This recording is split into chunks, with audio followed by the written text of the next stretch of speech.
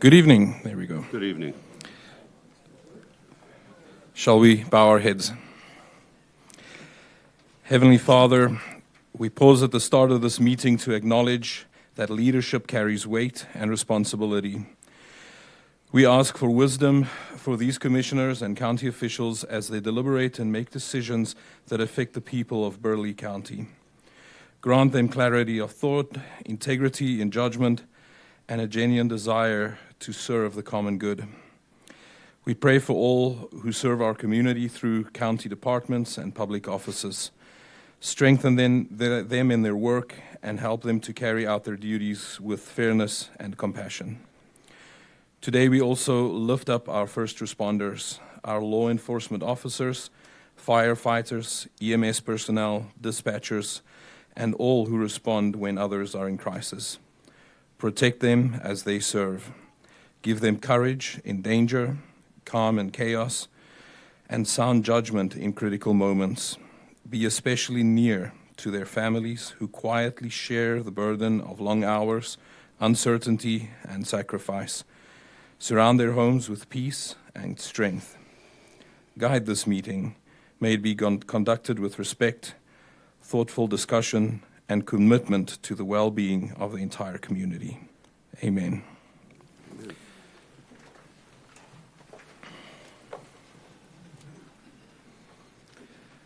I pledge allegiance to the flag of the United States of America and to the republic for which it stands, one nation, under God, indivisible, with liberty and justice for all. Thank you. Appreciate that.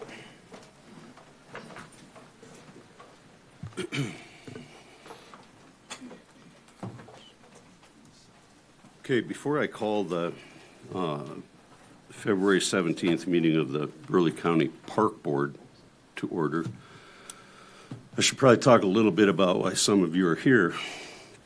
I think there may be some misunderstanding. If you're here to discuss an OHV ordinance, that's not what's going on tonight. We will have a public comment period within the county park board, and then we'll also have a public comment period in the Burleigh County Commission.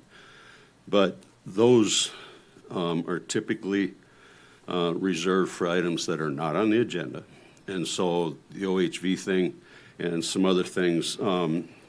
Gorenz asked to speak, and she wanted to be under public comment. However, her issue is going to be covered under item 8F. So Susan, public comment would not be the time to speak on that. The item would be 8F in the agenda. There is a public comment policy for Burleigh County. It may be available during each agenda item at the discretion of the chair, and that's what I was just referring to with Mrs. Grenz. Time limit and appropriateness at discretion of the chair is restricted to Burleigh County residents and landowners. Presenter must sign in with a name and address on the form provided. It must be pertinent to Burleigh County, may not interfere with the orderly conduct of the regular meeting, may not be defamatory, abusive, harassing, or unlawful, should not repeat items already presented during public comment period. That whole thing there is about saving time for everybody in the room. But public may sign the form and signify if they disagree or agree, rather than speaking if their comments do not add to the conversation. And it may be prohibited if an alternative procedure exists to bring that particular type of comment, public comment, before the entity. The public comment includes confidential or exempt information, or the public comment is otherwise prohibited by law. So there's some reasons that you may not be able to speak. And keep in mind the public comment policy is a limited public forum. Misinformation presented may be corrected by the chair or another board member. Speakers straying from the subject matter may be guided back to the original topic for the sake of time. So again, before I convene the Burleigh County Park Board, I'll ask Burleigh County State's Attorney Lawyer to give us just a little briefing on what's going to happen with the OHV conversation.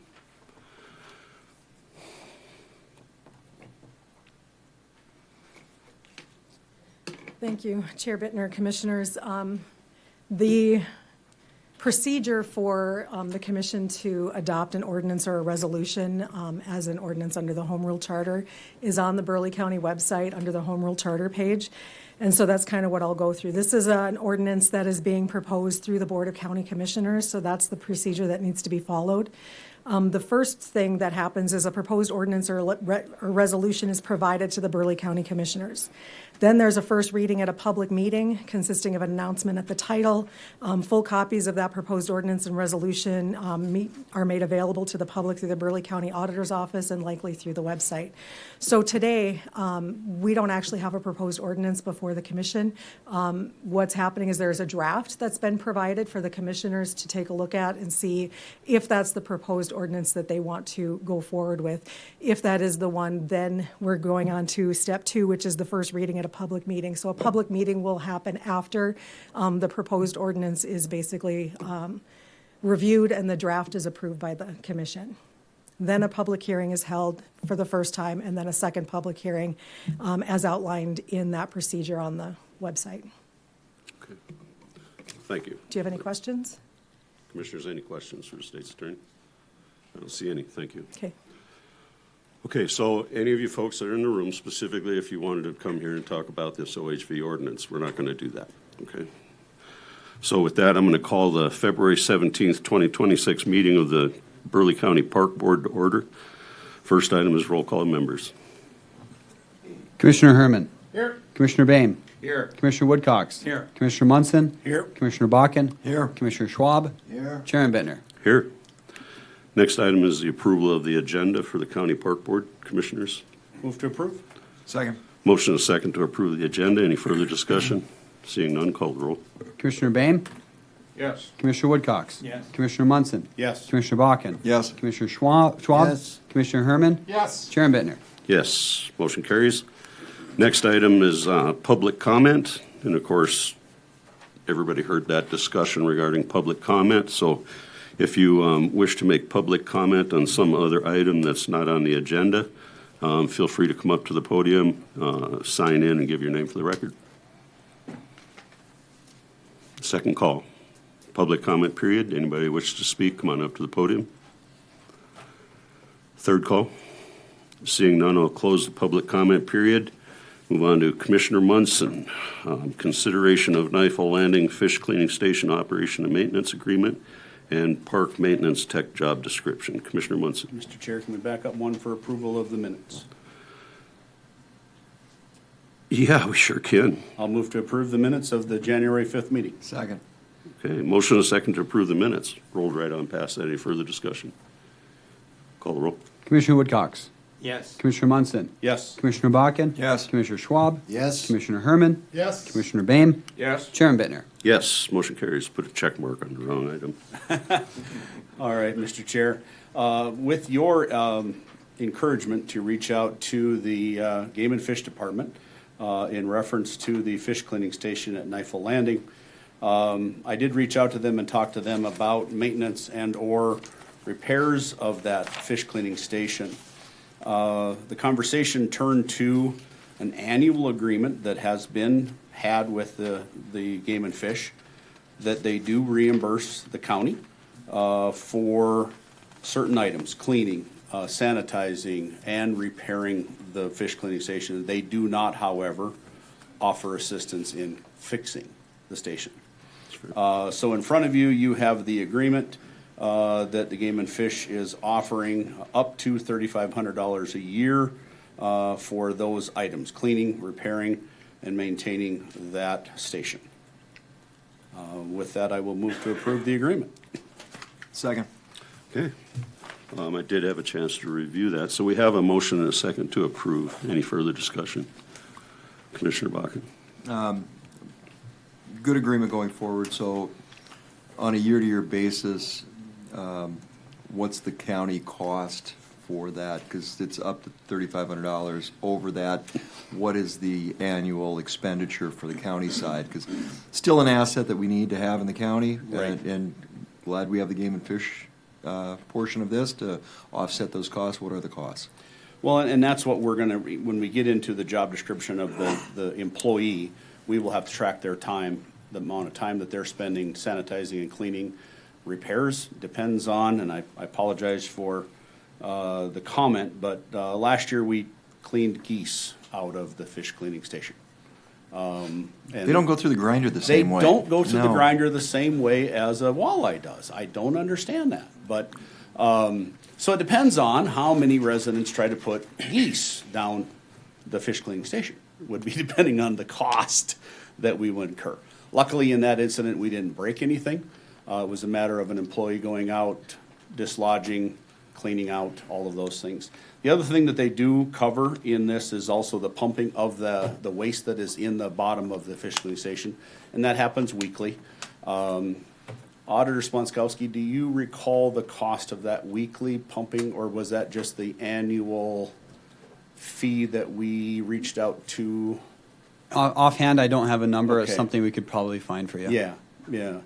So we would have to put together an estimated, I would see us easily using that $3,500 annually to, just to take care of that one, especially when you consider the pumping weekly. So that's just something you'd work into the regular budget. Yep. Okay, it came to my attention, it's just totally irrelevant to this, but there is somebody around here that actually takes fish waste and turns it into fertilizer, Yeah. for real. And, I mean, in an That's a actual thing. business that's taking the fish waste, this guy has somebody that drops off, apparently, there's a bow hunting group that loves to bow hunt carp on the river, and apparently that's his source of supply for fish. And then they come out, and I mean, they dump off, I guess the word would be boatloads of carp. But for real. And so that might be something that, could reduce those Reduce costs their of costs, pumping when yep. some guy is actually turning it into fertilizer. It's just a thought.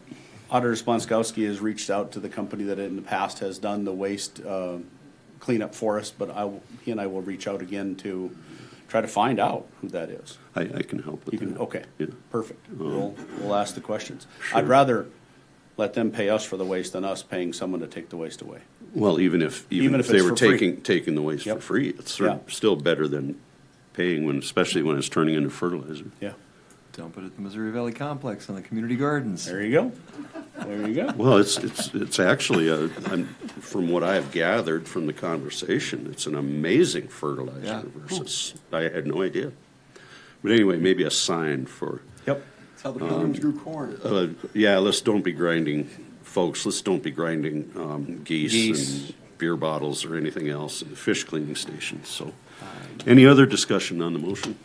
Call the roll.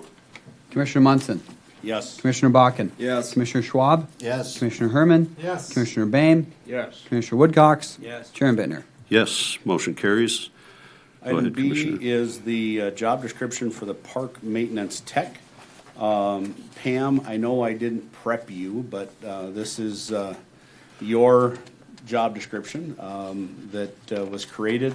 So I don't know if Pam needs to come up right away, but as Pam and I went through this process, we felt we would have better luck finding a part-time, 20-hour-a-week for the summer, May through September, that isn't required to have a CDL, could be a college student, could be an early retired person, and so we developed this job description.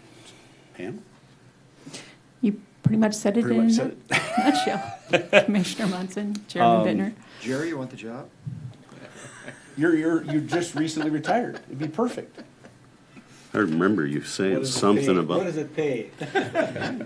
Well, It's negotiable. It's a It's temporary, negotiable. seasonal. $8.75. As Commissioner Bittner had mentioned a few meetings ago, one of the items that we're gonna have to still work through is requisitioning the supplies, cleanings and toilet paper and those kinds of things. Later on, we have listed items for sale from the county highway department. Maybe one of the pickups in there would be something we would want to keep and try to utilize for this position, because we're going to need to provide transportation. But job description itself, I think this is a good place for us to start year one. We, the last time we had a park ranger doing those same functions and whatnot, we did provide the truck through the highway department, an old one that was Yep. no longer in the fleet, right? So, So with that, I would move to approve this job description. Second. motion and a second to approve And it. if I may add, ask HR to advertise for the position. Yes, we can do that. Okay? That addition, okay with the Yes, second? Okay. So motion and a second to approve with that addition. Any further discussion? Call the roll. Commissioner Bakken? Yes. Commissioner Schwab?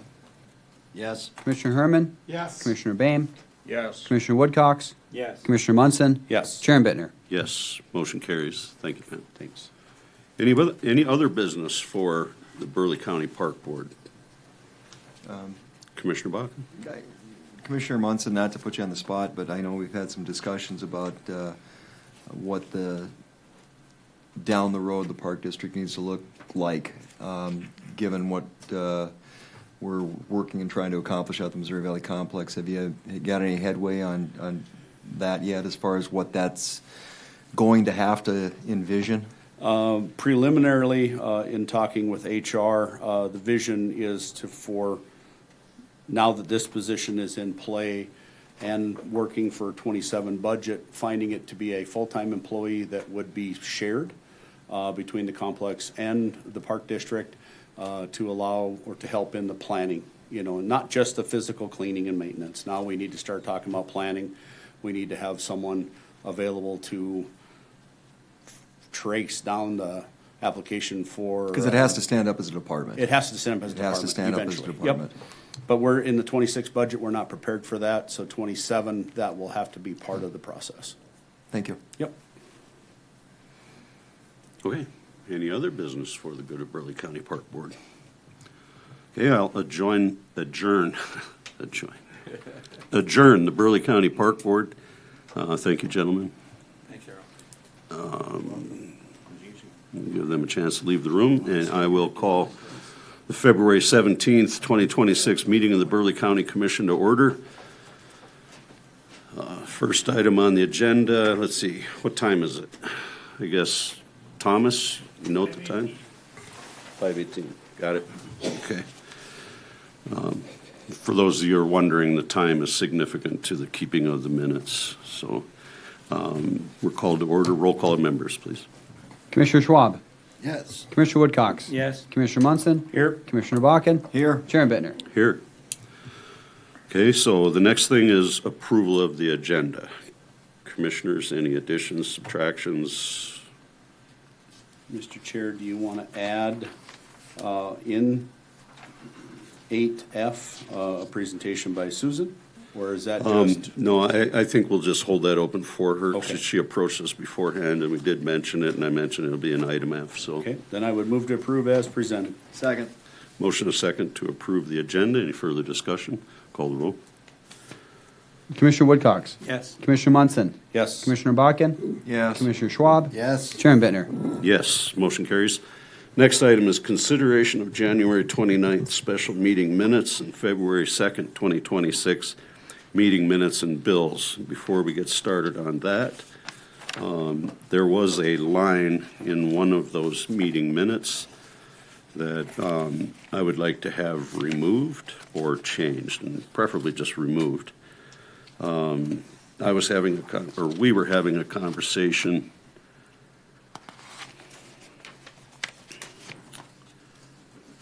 Is that the special meeting minutes? And I don't know which, state's attorney lawyer, do you remember which page that was on? That was the regular meeting minutes, I believe it was. Okay.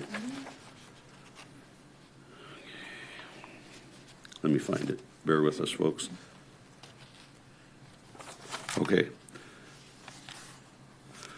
On the bottom of page 15, the last sentence, where it says Chairman Bittner instructed state's attorney lawyer to move forward with drafting an ordinance. That is not what I said. Neither one of us understood that to be the thing.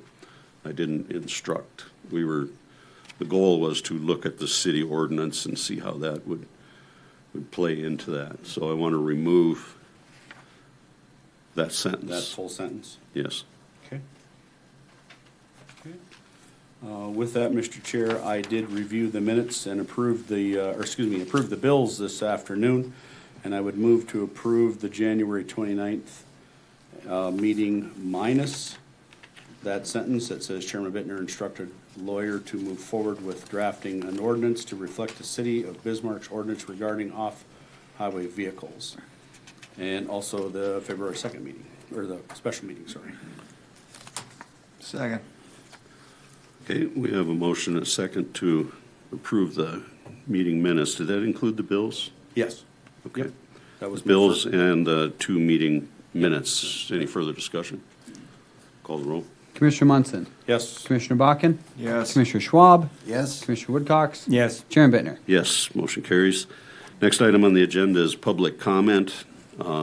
You heard the policy and whatnot earlier. Susan, you're moved to item 8F. Put your name down, your address, and state your name for the record.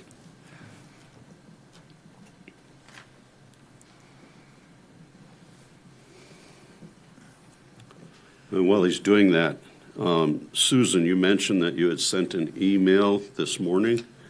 I did not receive an email. And I did not either. And Commissioner Munson, did anybody else receive an email from? No. Okay, we did not get your email, just so you know. Go ahead. Okay, so I am here tonight, and I'm actually glad you guys read the policy on public comment, as many people maybe don't know. Our state legislators actually passed a law this last session that mandate our local municipalities to have public comment. So I feel that our state legislators saw value in the public's, right to participate in these meetings to address our elected officials. I'm not here to talk about specifically public comment, but I would like to talk about public hearings because you guys are obligated to hear from the public during public hearings. That's what they're there for. I've sat through a lot of these meetings. I've sat through a lot of school board meetings, city meetings, so I've seen how this process works amongst the municipalities. And guys, I'm here tonight to talk about how we correspond from the podium to you guys. It's been a rough year. I don't think any of us are going to deny it. There's been some really contentious issues that have been discussed, and people on both sides are passionate and have opinion. You guys allow people 5 minutes to speak. You know, a lot of people are not comfortable coming up here. That's just not everybody's comfortable, but they do have a right to be up here. So what I'm proposing tonight is that you, amongst your guys' policy, between the commission and your auxiliary boards, that you guys adopt a policy to do more active listening. I feel, and I do, Chairman, I understand you have the right to interject, in public comment, but I'm asking that you guys take more of an active listening role, which I feel that sometimes we get caught up in listening to respond. And we sometimes miss what people are trying to say, or even don't perceive what they're trying to say. So I'm here tonight to ask that for public hearings and for public comment, that you guys support the people that come up to this podium, support your constituents, give them the time to speak uninterrupted, hold the comments till the end, and then engage with the speaker. I feel that if we're going to have respect between elected officials and constituents, we have to give a little bit on both sides. So if you want people up here to be respectful, I feel that we have to have the same coming from the commission. I've sat, and I'm just going to bring it up at the last planning and zoning meeting. Chairman, you interrupted almost every speaker at a public hearing. Right. Do you want to know And that's why? your right. I'll I go ahead and completely interrupt agree. you there. Because, like in your case, and well, in every case, the information being presented was not accurate. Well, you didn't, and I'm not going to Okay. debate it up here tonight, 'cause I'm just simply asking that you guys have some discussion with what I'm asking, what I'm proposing, because you guys are going to push people away from this podium, which you're going to push your constituents away.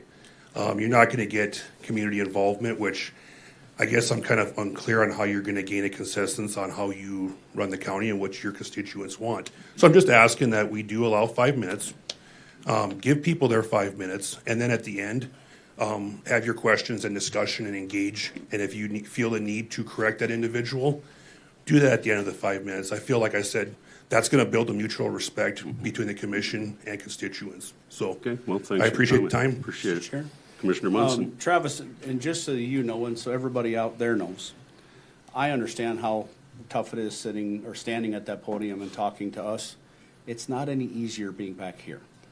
And so I appreciate your comments, because one of the things that we need to do as a public is be able to have the conversation and allow people, or give people the opportunities so they don't feel like they're being addressed, or they're being belittled, or they're being challenged. And so it was hard to sit here and be quiet, and I appreciate that, because you are 100% right. Well, and I would maybe suggest that as a growth tool for you guys, we've had other commissions and school board do it.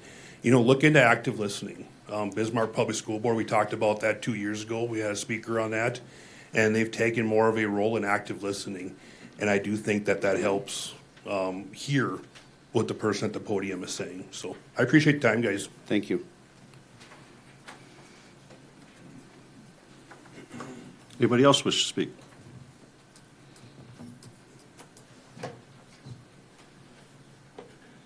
So, I just had a question on the ETA.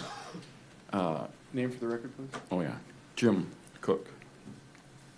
And so a lot of confusion out where I live, you know, as far as huh? Oh, I thought you said covenants of housing developments, and then Burleigh County regulations.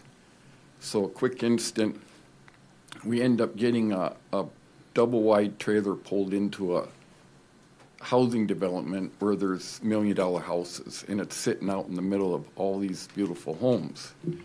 And I went through it with Mitch and everything, and so I don't know how that slipped through the crack, other than they asked him if there was covenants, he said no.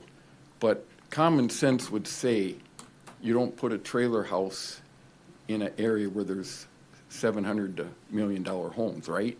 So I'm wondering how that slipped through the cracks. I'm not blaming anybody, but yet when I want to put and it's strange, I call and I want to enclose my 40-foot deck that has all overhang, all the sides, and I can't put an aluminum glass enclosure, not heated, just to keep out in the summer, winter, unless I tear it all up and put in 4-foot footings. That doesn't seem, you know, and it's what we went back to before. Crazy regulations. That can't weigh more than a few hundred pounds, glass, and not big glass. So I'm trying to understand if it's going to get worse with the ETA, bringing in more rules, and we went through all that the last meeting. A lot of people came up. But how does that happen? Where did it fall through the crack? I'm trying to understand. We should start putting a little stricter enforcements, because and now it's too late. Is there some kind of answer? I could take that one, or unless you want it. Well, There's- Mr. Chair, if I could. Go ahead, Commissioner Munson. The first part of that, my reply is Mitch is not here, so I don't have the ability to ask him. I certainly would I am going to follow up with Mitch to find out where, how, what it was. Is it a modular home, not a trailer house I type have some thing? details on Okay. that. Okay, hang on. Yeah. Hang on. But yeah, I appreciate the comment, and it is up for us to ask some questions. Okay. Commissioner Balkins? So, first of all, it's not in the municipality's purview to enforce covenants. It also, and I brought this up in the past, is what's the recourse if somebody lies on an application? And Mitch isn't here, so that is a question we'll reserve for Mitch. But if somebody lies on an application, say, oh yeah, there's nothing there, what's the recourse for that? Now, the development their recourse is civil action, but that's not the place that we can get involved in. Because when I was mayor, we ran through this with a couple other developments, and that's not where we get involved. I don't know what the answer is as far as a recourse for somebody who lies on an application, but there should be some sort of penalty involved there. You know, Julie, when it comes to the state side of things, I mean, granted, we stay out of covenants, but if somebody lies on a application, what's the mechanism behind that? Depending on the circumstances, there could be a criminal charge for false statements, which is a misdemeanor. It just depends on what they're putting it Slap on on the and what wrist. it's being used for, and, yeah. Okay. Okay, before anybody goes down that route, I think there's a little bit more information available on that, because I was actually, had a lot of conversations with Mitch about it. In your case, in your subdivision, what apparently happened is that people believed that there were covenants that would protect their interest. But it doesn't appear, we don't have any record of covenants actually being filed and being on With that record. person or with everybody? I have a I'm not- covenant still that covers dogs, the whole mess, Right. which could bring me to another whole thing. Yeah, I'm not sure Because- about the exact location. Country But Creek. at any rate, that was the Fifth information edition. I had, Yeah. is that there wasn't a covenant question at the time.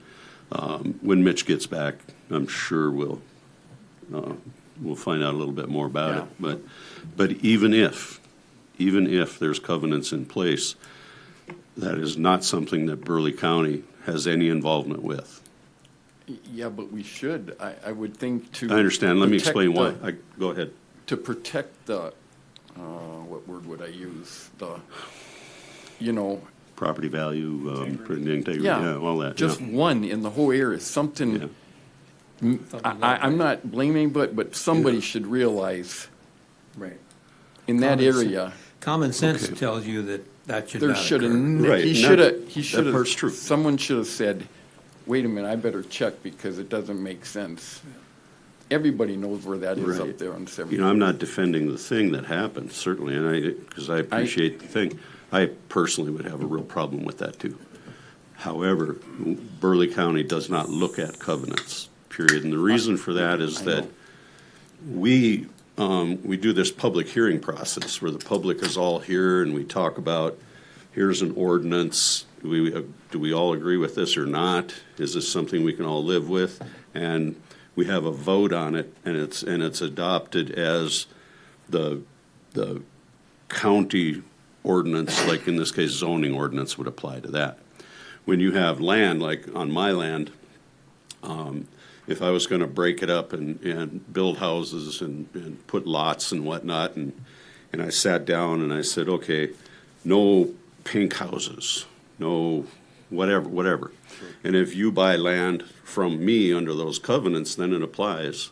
But the enforcement mechanism really is a civil action in court, not the county.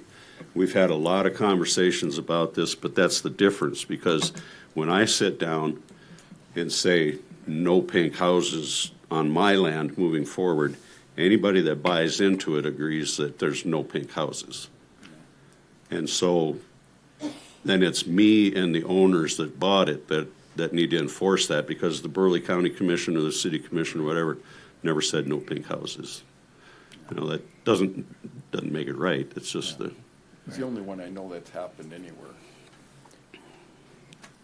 Somebody, anyway, thank you. Yeah, we're going to look into it more for you. John Mellencamp will not be removed your name. Yeah, John Mel. I just picked that out of the air. I wouldn't write it in my covenants. No, some people like pink houses, man. It's just not me. So my name is Curtis Junt. I live northeast in the same subdivision as this gentleman right here. So there were two things that came up I wasn't prepared to speak about, so I'm going to talk a little bit fast. But 20 years ago, when we bought our house in Country Creek Second Edition, when I went and looked at that house, the first thing that was handed to me by the builder was the covenants. Look at these covenants. Wow. Shops have to match the home fascia, which they pretty much do up there, thank goodness. X number of square feet main level, yada, yada, yada. There never was a covenant board set up, and that's where the problem begins. I know that I either emailed or talked to one or two of Burleigh County commissioners about this in the last number of years, but I would like the Burleigh County Commission, Mitch, to consider that when they approve a subdivision in Burleigh County, that the developer, in this case it was Mariners, that they set up a covenant board, that they are on the covenant board, and home builder 1, 2, 3, that they set up a covenant board that gets handed off to homeowners seamlessly so that there is a covenant board. That is the only way to regulate in Country Creek that you can have no more than 4 dogs. I have a neighbor that's had as many as 6, and you can ride them. They're that big. They're really good. I have no real complaints there, but there have been so many other violations of these covenants, it's as good as toilet paper. I still have mine. That's where the remedy lay in this problem. So, yes, sir. So who would the members of the covenant board be? I think initially it should be the developer would be one, and then they sell the lots to home builder X, Y, Z till they get their whatever 5 members. Those are the first 5 members of the covenant board who have vested interest in building homes and selling them to ensure that they adhere to the covenants. So if you look on the street that I live on, there is a significant difference between the homes on the north side of the street and the homes on the south side. So, and the ones on the south side, I can pretty much assure you, several of them do not adhere to the covenants. And the shops, pretty much, thank goodness, they match the homes when you go walk around out there. So, I mean, it's, that, I think, is something I really would like to see. I've been on this for almost the entire 20 years I've lived up there. So I've had conversations more than once over the 20 years on that matter.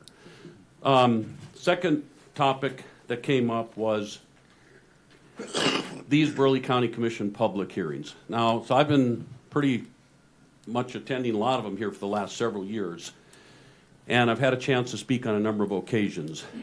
I'm not up here ever to validate myself because I'm never running for any public office. I'm here because of what I believe and what I would like to see you all as commissioners accomplish. One of the things I've appreciated is that I'm able to have a conversation, just like now. So I don't know the difference between public comments and a public hearing, but I've never once seen any of you intimidate anyone, disrespect anyone. So I don't know, maybe this guy's attended different Burleigh County Commission meetings and public hearings and comments. I've attended a number of public hearings also. So I agree to disagree on that there's a problem here. When someone's going off the rails and we're sitting here listening, we want to stand up and say, call BS. So I'm glad that you guys are bringing people back, instead of letting them go off the rails. These things are recorded, and so we have this public comment where someone's going off the rails, and that gets shared and viewed all over. So, but my main purpose coming up here, Garrison Diversion Conservancy District. So I've been following that. I want the county citizens to know that Burleigh County pays about $800,000. I have a couple questions. This is where I get to have a conversation. How many acres are in Burleigh County? Can someone tell me roughly? Is it a million some or? It's on the map. I looked it up and Okay, I so don't it's have probably that. over 1 million acres. Yes. it's in excess of a million. How many, so 800,000 a year, how many years have we been paying to Garrison Diversion Conservancy District? How many? Since 78, Since 78. right? Yeah, 78. Roughly. Oh, wow. No, 98. Well, It was 89. Or 89. say again? 89? Somewhere in between there. We'll get to an accurate number sometime. Okay, well, But anyway, 89, 89, keep yeah. in mind that, today is closer to 800,000. It's probably more like 760,000 today, but it probably started at like a 50,000. But Okay. property valuations have done this thing and increased, so. Okay, so, it adds maybe $14 a year to my taxes. That's not the point. The point is the principle of this, that everyone in Burleigh County should know. When we can save $800,000, look at all the other things we have to do to save $800,000. So we have, how many acres, does someone know on this commission about how many acres actually benefit out of this million some or whatever the number is? Oh, okay. On their website, and according to them, it was a little bit over 70 acres. 78 acres. 75, maybe. But we don't it have was in any the idea how they 70s. benefit, do we? No, I Irrigation? think it's up in the north part of the county where they're close. I think that canal like kind of touches Burleigh County, like, you know, bumps into Burleigh County. Okay, so from my engineering background, I'm really struggling with the idea that someone's sucking water off of an open channel flow that has pretty crappy water quality, especially during the heat of the summer and low. Most of these irrigators are sucking from a groundwater because of water quality. So I wonder if we can verify that, so maybe it touches 78 acres, is there really any benefit, number one? I listened month and a half ago to on my own volition, I listened to their last recreation meeting at the Garrison Diversion in Castleton.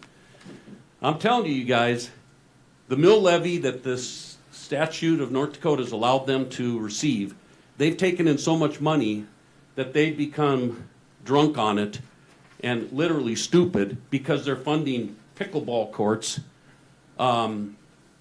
swimming pools in towns. Okay, that has something to do with water. But the mission creep has gotten so ridiculous when from the Missouri River to the east, so much of this benefit is going east, and it's primarily, I would have to say, many, many miles east of Bismarck, and now a big focus for Garrison Diversion Conservancy is the Red River Valley water supply. So I, for one, am one resident who sees no benefit, and I know that you've all started the process. They talked about Burleigh County, and you know what their solution was, folks? The ask now by county. So we're paying almost $800,000, but it used to be you could ask for $50,000, like for a cleaning station or boat landing repair or whatever. We're going to up it to $100,000. So hopefully that'll appease Burleigh County. $800,000. I don't get it, but I don't know that we'll have any success. But I hope you all don't give up on it. And I think the citizens should be repulsed by it. The last thing that I really wanted to speak about was we have about 5 candidates now that have announced, or I think announced, aside from any incumbents, which I don't know about any of you. Okay, and I know Commissioner Woodcox, you're not, but I still don't see you doing the fish cleaning job. But You have to back up because I couldn't understand what you said the first. Candidates. there's I think 4 or 5 candidates, new candidates, Right. non-incumbents that are running. Right. And then I guess Commissioner Munson will be incumbent. You've announced that you're not running. I haven't announced it, but Oh, okay. your My- intentions are correct. Okay. well, then I must have dreamt that one night when I didn't like something you said. I don't know. That happens very often, so Okay. you get confused, I know. Well, anyway, I still don't see you taking, even if you don't run again, I still don't see you doing the fish cleaning job or whatever that is. But anyway, here's what my ask is. Is there a forum, is there anything on the Burleigh County website where we can put questions forth? How can we learn about these candidates and where they stand on important issues like, are you okay with and have no problem with that CO2 pipeline wrapped around Bismarck and Burleigh County? Would you have been on board with how the county commission handled that? How do you feel about giving tax breaks in the county to AI data centers? How do you feel about conditional use permits for whatever? AI, data centers, the stuff coming at us is endless. We're going to have fake meat. South Dakota's dealing with this. They've got a massive dairy pigs thing going on, and they're fighting down their massive and conditional use permits and the landowners around. I mean, are these candidates okay with the commission trumping township zoning ordinances?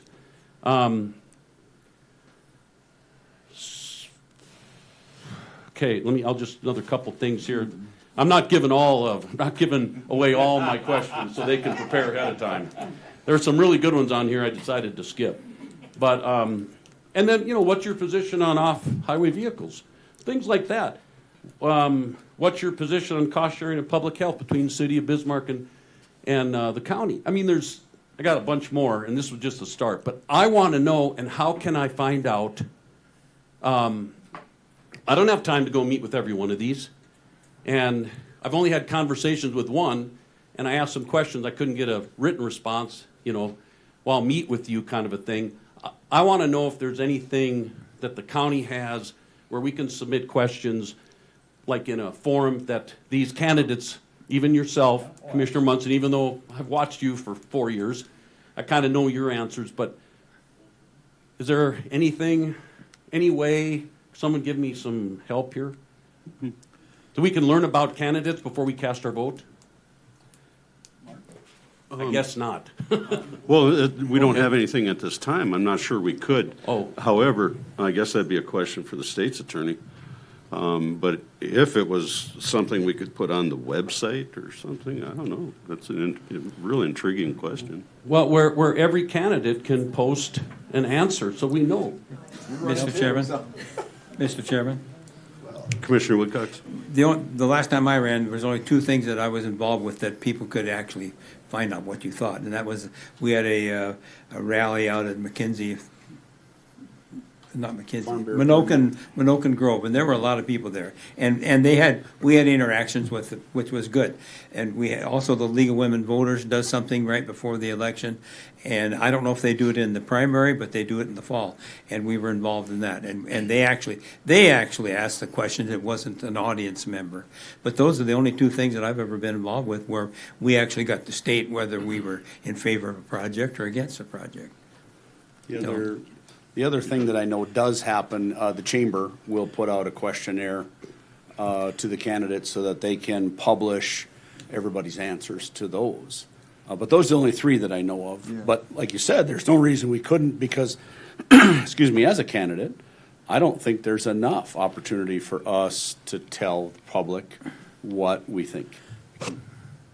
So, We'll look into it. How's that, Kurt? That's I'll- actually a good, appreciate it's a good that. question, Commissioner. what- Okay. and the other one too is like, community access doesn't include county commission candidates either, and that maybe that's something, since they're broadcasting this meeting, maybe that's something that they could look into as well. I know they do the City of Bismarck forums and debates, but maybe that's something they could add to their palette for Greater Burleigh County. Commissioner Schwab? Well, I'm kind of thinking that we would be turning the county website into a political forum. And Julie, what do you think? Well, we probably wouldn't want to have candidate debates on the county website. That's not what it's for. There are other places that can do that. I guess what, through my statement is, you get these comments and gets argumentative and it starts getting out of control. So a person has to look at that too. Well, I wouldn't be interested in like a Facebook back and forth commenting, because that can turn into a crap show fast. But I would just be like, here's questions and, that maybe can be worded, you could take 10, 15, 20 questions of the same type and just word it more simply. He mentioned Bismarck Mandan Chamber. Brenda. Yep, They do. I would talk to Brenda I Nagel. would talk to Brenda Nagel. Okay? And I think that would be right up their alley. Because they're already doing it. Yeah. So to have some of Kurt's questions in there would be a good thing. I'd like to see him actually expand it, because Yeah. the ones I've seen, they got, 3 or 4 questions for each person, and it really doesn't give you the understanding, because like he mentioned, okay, what were you talking, all those different things, so it's a good point. Yeah. Thanks for bringing it up. Okay, you bet. Thank you, Chair Bittner and Commissioners. How about Summit Pipeline? Are they here tonight? Are they here tonight?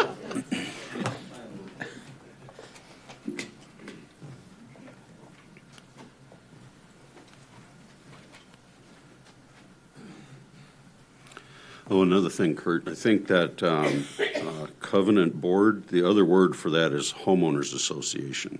after the builders and the, Yeah, achieve the same goal, absolutely.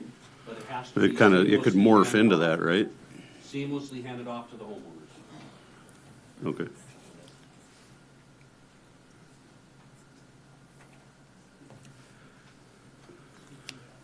Okay. Farron Kastner. I live out at 7117 Moonstone Lane, west of the curve, north of the substation. Is there any plans of creating turn lanes from basically north of 43rd, coming around and going west to 83 in the future, long term? Back up a little bit. Which road? 71st Avenue. Okay. And what's the interconnecting? And the roundabout road. 43rd, northbound, southbound, all the way over to 83. Okay. With the amount of development, the amount of traffic, there's no turn lanes. There's been a lot of accidents. And also, the other situation, why can we not get flashing lights warning the drivers south of 43rd, coming northbound, going southbound on 71st, that warning that the traffic signal is going to change. Just like on 83, you got the flashing light warning that the signal's about to change at 83 and 71st. So why can we not get that on 71st westbound and 1804 eastbound at the junction of 83, even though the speed's been reduced, but because of the grade and the amount of heavy traffic, and also, if you look at all these great big fifth wheels and boats in the summertime, it's a lot of downhill grade. Now, it does get reduced to 45. But if you look at the condition of 71st Avenue with the amount of skid marks that the semis are jamming the brakes and the amount of ripples in that road, it's getting pretty hammered out. And I drive that road a minimum of 2 times a day. 5:30, 6 o'clock in the morning, and 3:30 in the afternoon. And the amount of school traffic that goes through there, it's huge. And I don't know if there's a warning light on the east and westbound of 43rd Avenue. Now, I don't know, is there a portion of 43rd Avenue that's county and then goes to city? Or is 43rd Avenue all county to the roundabout at the 26th Street? I don't know what that territory boundary is. Because I know it's, Bismarck is not squared, right? Well, I can answer that a little bit if you want. Yeah. 43rd, my understanding, I think either Dan or Casey could probably give you better information, but I think it's city from, well, in town, I think all the way out to Silver Ranch. That'd be right, Dan? And 43rd. Dan's right behind you. Mm-hmm. Right behind Dan, you. you want to answer that? Mr. Chairman, Commissioners, so 43rd Avenue is county from Hay Creek Drive, which is to the west of Centennial Road, about half mile, and it goes to Roosevelt. Then it turns at Roosevelt City until you get to the end of Silver Ranch subdivision. Then it's back to county. So there is a section in there that is county, and then it turns back into city, and then back into county. Okay, So, that answers that. Thanks, Dan. and then And then to answer the question about the turn lanes, because I just reviewed the 2026 construction program, and I don't see anything in there for turn lanes, so. That's correct. That we had not anticipated any turn lanes for that location. And I might have to, you can contact me at the office, and we can look into that and look at, see the program for it or something like that, and we can talk about that. And then the signal at 83, I just wanted to address that, if that's okay. Yeah, go ahead. So that's state, but we can certainly reach out to the state and the city. Burleigh County doesn't actually own any signals, so all of those are run by the state and or city, so. But can can the county do the signals on 71st? I know 1804, 1806, that's state. But even coming down westbound on 71st to 83, that's county. No. And there's no warning light about that, signal going to change. Right, we don't actually own the signal there. Right. But we could reach out to the state and or city and find out if that's feasible. They have them on Highway 83, on US 83. I'm not sure if that's something that can be added to the westbound lanes of 71st. So that's something we'll have to look into. 71st is county though. Correct, but the signal's not.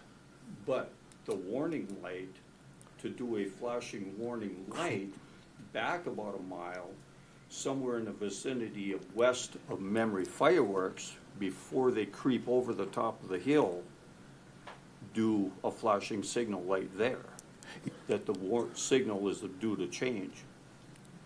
Yes, sir, I understand what you're saying. And what I'm saying is, since that's not our light, those have to be all incorporated together and those have to talk in order for it to flash at the correct time. So those are things we'd have to reach out to the city of Bismarck and or state of North Dakota. Dan, would that be best addressed through MPO? Or would- Possibly. Okay. You have a policy board meeting tomorrow? We had one today. Oh, it's today, okay. So, but if you want to look into that and get back to me, I can put that on the agenda for the next one. Yep, I'll look into it. I'll contact Gabe from the city and find out if that's their light or if the state actually owns the light. Sometimes it could be a city light on a state highway or US highway in this circumstance. So I'll reach out and find out who actually controls that. Thank you. Okay, so what about, on 43rd? At that intersection, 43rd and 71st Avenue? You're talking Centennial Road? Well, Centennial basically, Centennial goes all Yep. the way north to the curve and then it turns into 71st Avenue. So, But Centennial and 43rd, can we get anything there? same scenario. We own the roadways, but we don't own the signal, and the signal's actually timed by the city of Bismarck. So that's another one that I will have to reach out and find out if that's something we can incorporate. So, and what the cost associated with that would be. Okay. Does that make sense to you? Well, it's good, it's real good points. Thanks, Dan. Yep. Obviously, we'll be looking into it. It's a Yeah, good point, we appreciate it. I have, with the amount of traffic that's out there, and the amount of truck traffic is huge. And, what would it take? I mean, I know it's money and it's revenue and it's, whatever you want to call it, to, we finally got the curve somewhat fixed with the turn lanes. And that alleviated, some accidents, but obviously not all of them. And, but trying to get some turn lanes or, center turn lane or at the, do side turn lanes, expand the width and do, right turn lanes. We got to come up with something out there. I know, traffic, they're going to run stop signs, they're going to do this and, whatever. But, we've been out there 25 years. And obviously, the growth of traffic is huge because it's become a major bypass for campers, boats, semis, whatever. Sure. Yeah, well, I appreciate you bringing it up, because, like I said, I just reviewed the 2026 project list, and that's only 12,202,000 something for 26, so we'll see what we can do maybe next year. All right, thanks for your time, Thank guys. you, Fair, appreciate it. It's good comments, so. Anybody else? Okay.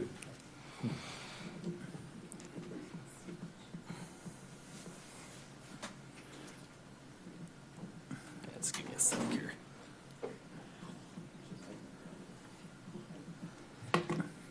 First off, I'd like to commend my commissioners here, how you handled the city ETA situation. I was in that situation. Name for the record? David Fisher. I was in the city ETA. That seemed really unethical how they were moving that line across. We had no benefit with septic and rural water and kind of being more of an ag community. My question though is, why are we not taking any comments on OHVs tonight when we had 2 hearings previously where public was speaking on OHVs? Because you are changing some rules and regulations around our area. And I think ethically it would be fair if we continue the topic before we had a lawyer draft up documentation, maybe hear both sides of the argument, you know, just out of curiosity. But I'd like an answer on that, or do you guys have your decision kind of made, or do you know what direction you're going with that? No, we don't. No, just kind of vetting it out. Yeah, it's just more of a basically, curious well, question. I'll just tell you where we're at. Yeah, just curiously. You know, the public came to us making a request. And so the staff that has that in their wheelhouse to do. The issue was, at the time, the city ordinance about OHVs and how that could apply to the county. And the direction was that he get a hold of the city ordinance and see how that would fit with the county ordinance. And then just essentially just put it together and bring it back to this board for consideration. And so there is no two sides to it. There is no debate to it yet because there's nothing that we're even moving forward with. So for there to end up being a public hearing, there needs to be something to have a hearing about.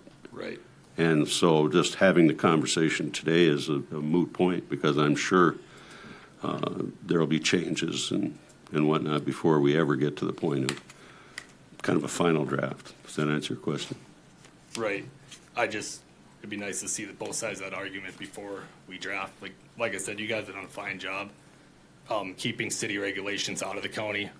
We're not like the city, and that being said, we run under different sets of problems. I understand. You know, so looking at a city ordinance in an area that we've had established trails in Burleigh County. Some of them have been in the ditch over 30 years. Just, you know, some of these housing developments have actually built around these trails that have existed over 30 years. If you guys think back, if you look on 71st, there's been a 2-track trail in that ditch well over 25 years, south of 66, same situation. So just more of a curious question, you know, it's not out of anger or anything, but sure. You know, well, I think I explained that we're not here to discuss that tonight, but go ahead, Commissioner Woodcox. I assume it's a proposed ordinances in our packet tonight. Have those been distributed to the public at all? No, it's just it's.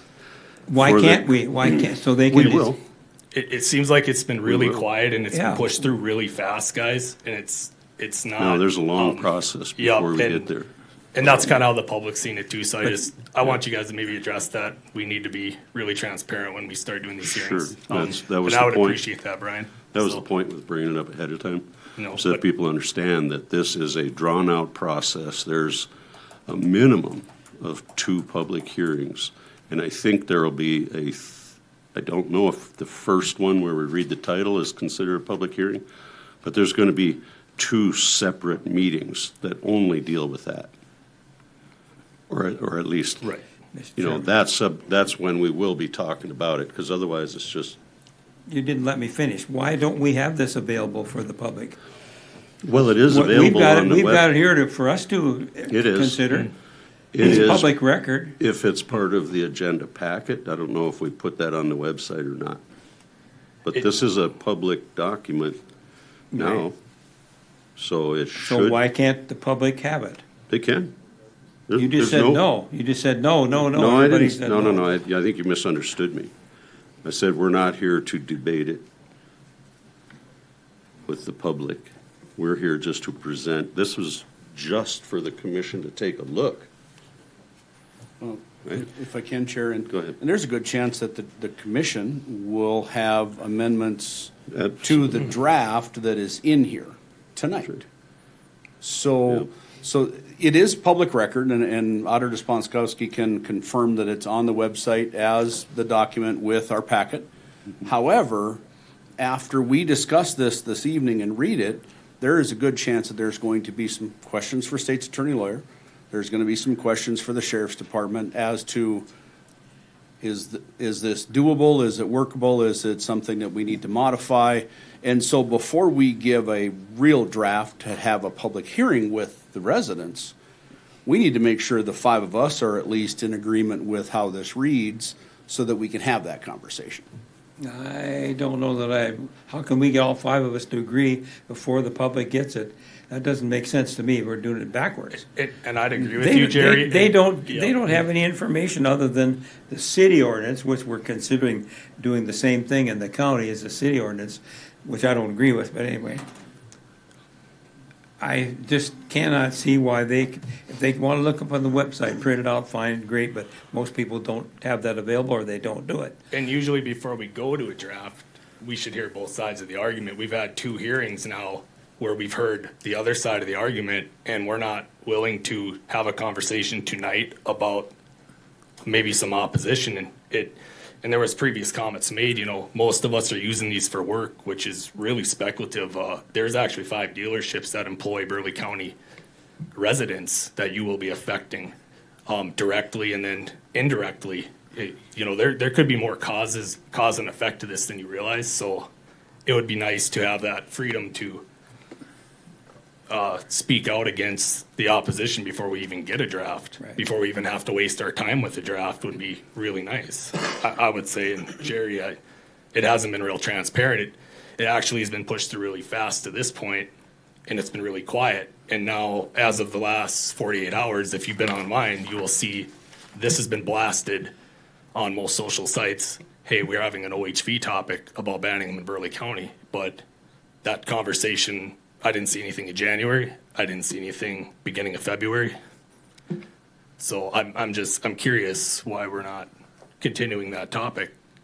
So that's all I'm asking. But Commissioner Woodcock? Item number 11 or 12, it says continued commission items. Off-highway vehicle ordinance discussion. Are we going to have a discussion tonight on that?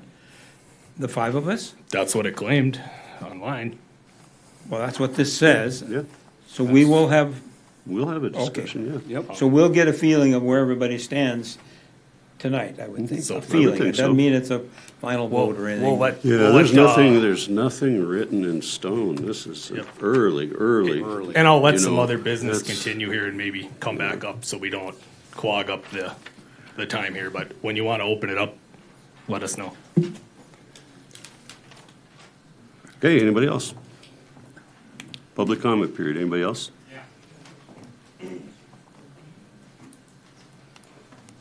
State your name for the record.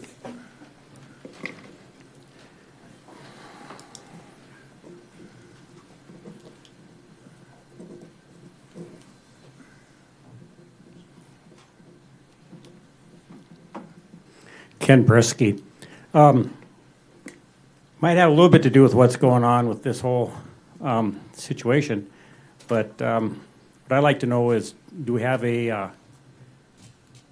actual form, written policy on setbacks? State, county, townships and stuff like that that's available? And then who has the authority over when goes from a county road, farm to market road, paved road to state road to interstate, stuff like that? Because where I grew up, my dad was in your guys' situation, and we had to consider all that because we had farm to market, we had prairie roads, we had state highway right through our own farmland. We had setbacks for consideration of all that stuff, and maintaining ditches, which was half of tonight's conversation. So I wonder, is there a list of that stuff so people can see it that is available to get? Dan. I was You just knew going to he say, was coming up. I think the answer is yes, but I don't think we consider it as a setback. There's right-of-way varies. That might be the correct word, I'm sorry. No, that's fine. Well, utilities, tree roads, fences. Dan's right behind you. He's going to explain that. Okay.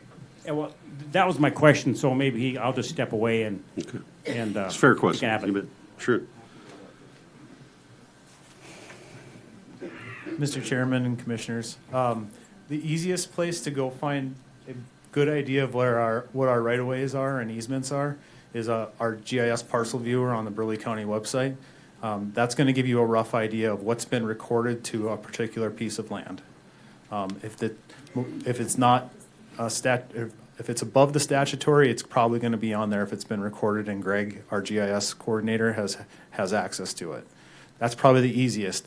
The other, like when we do a project, we generally have to go down to the recorder's office and do a deep dive and make sure that there's nothing else that, you know, Greg hasn't seen, or if it's too old that he hasn't had access to. So we'll get access to that by going and doing a deep dive and property search. But other than doing that, this is probably the best mechanism to find those right-of-ways. Okay.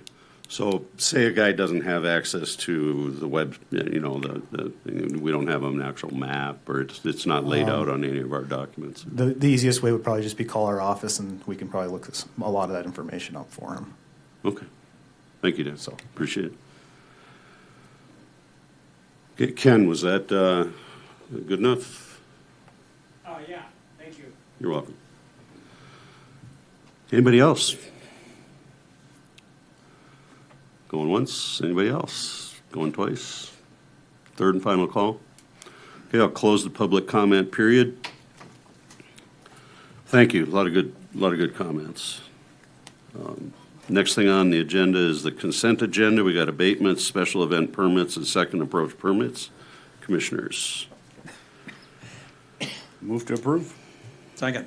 Motion and a second to approve the consent agenda. Any further discussion? Call the roll. Commissioner Bakken? Yes. Commissioner Schwab? Yes. Commissioner Woodcox? Yes. Commissioner Munson? Yes. Chairman Bittner? Yes, motion carries. John Bollinger, 250th anniversary celebration. I appreciate your patience, John. Welcome.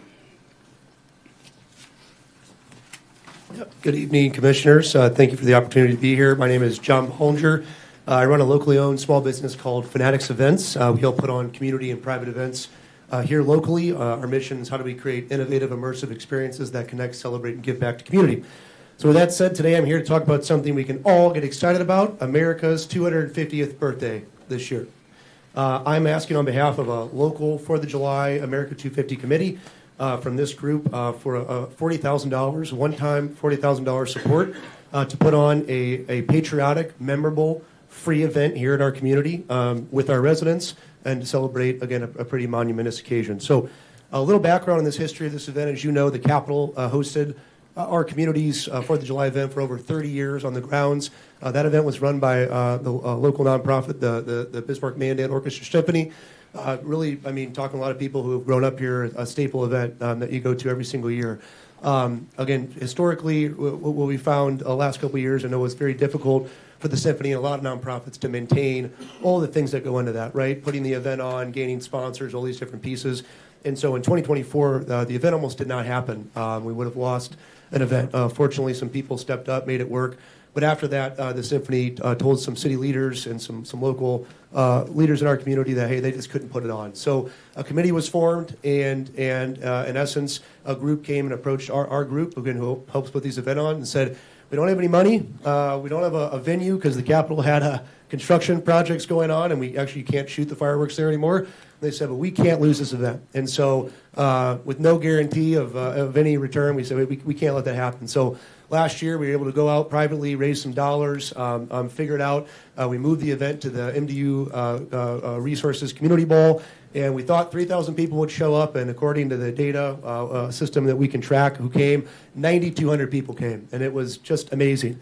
There was also some problems. The traffic, parking stunk, and we had no traffic flow out because we just weren't planning for that many people to come. So with that, obviously learned a lot, learned that our community's really, I think, starving for free community things to do with their loved ones and to get off the phones and to come together and celebrate something.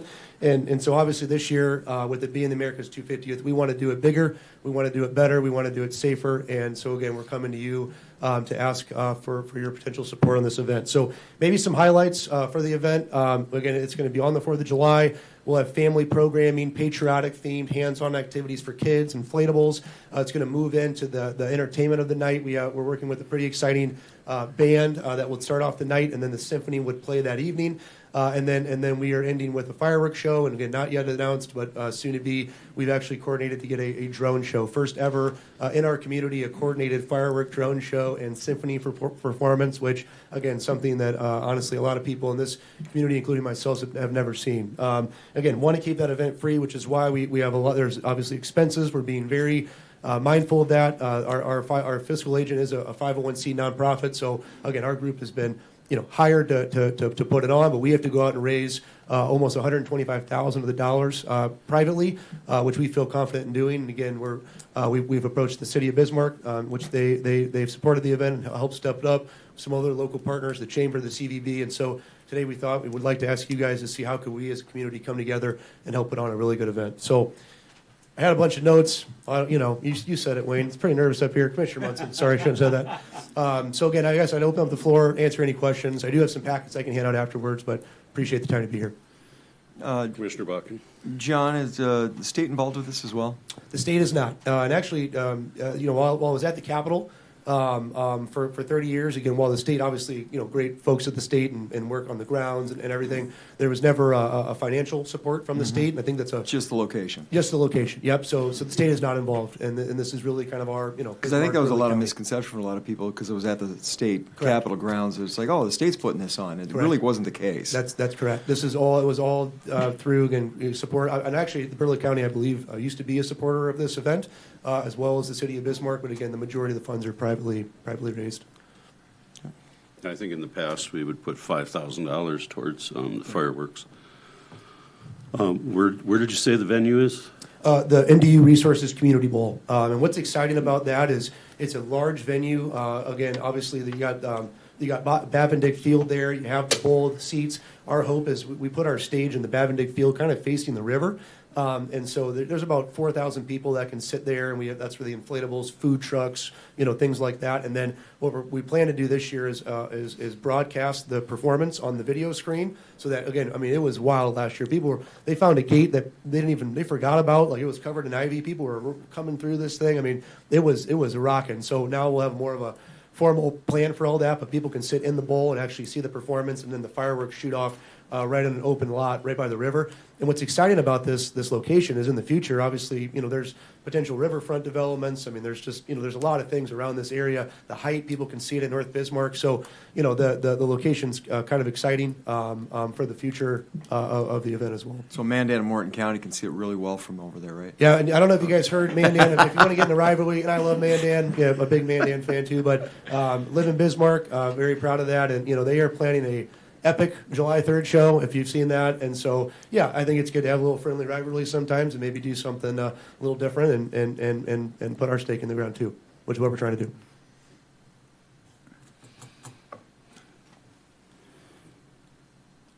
Mr. Chairman? Commissioner Woodcock?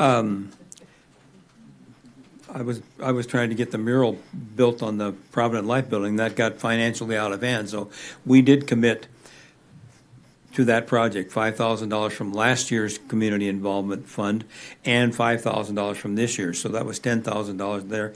And we had applied for a grant from the Fort Lincoln Heritage Foundation. That what I'm... Now the Northern Plains Heritage Foundation. There you go. Okay. And we got $35,000 grant from them, and then the county matched that. It had to be a matching fund. So we had $70,000 there. Now, I don't know what stage we've of course getting the money back from the $5,000 that we have already committed, but I don't know that $35,000. We never did get any money for it, but we applied for the grant and it was accepted. Whether that could be applied to this project, I'm not sure. We have to find out from their bylaws or whatever the restrictions they put on it when they got it. So that's a possible source. And that was our matching fund was going to come from the general fund, and so that's what we committed already to that project. But that went by the wayside financially. So okay. We do have a little bit of sources available. And obviously, this is one-time request. Of this, we want to. It's a big birthday of the country, and this, there is not, from what I know there's some smaller things planned, but this would be our city, our county's, kind of celebration. And so obviously, if it goes well and there's continued feedback, we can always come back and talk about what that looks like in the future. But this is a pretty one-time, a special occasion, and can see how it goes. I think that, go ahead. John, you kind of hit on that now, what's next year and the year after and the year after. Yep. I would love to hear what's coming after this. I mean, we as a council need to consider this ask, but I'd like to hear more about the following years. Yep. You know, once you guys have set this up and established this, what are we looking at for the future? Yeah. It's a fractured Garrison. True story. You know, it's a well, great. you know, there's a lot of Burleigh County citizens in the audience. What do you guys think about how much money do you want to put into that? Yeah.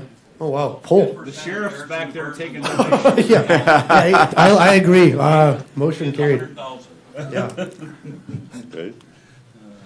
Commissioner Schwab. Have you tried the Garrison diversion? You're trying to clean out Yeah. I was Commissioner Schwab. I was taking a lot of notes in the back. big Taking a lot of slush notes. fund up there. But it's close to the water, so it should be It a is water close to the event. water.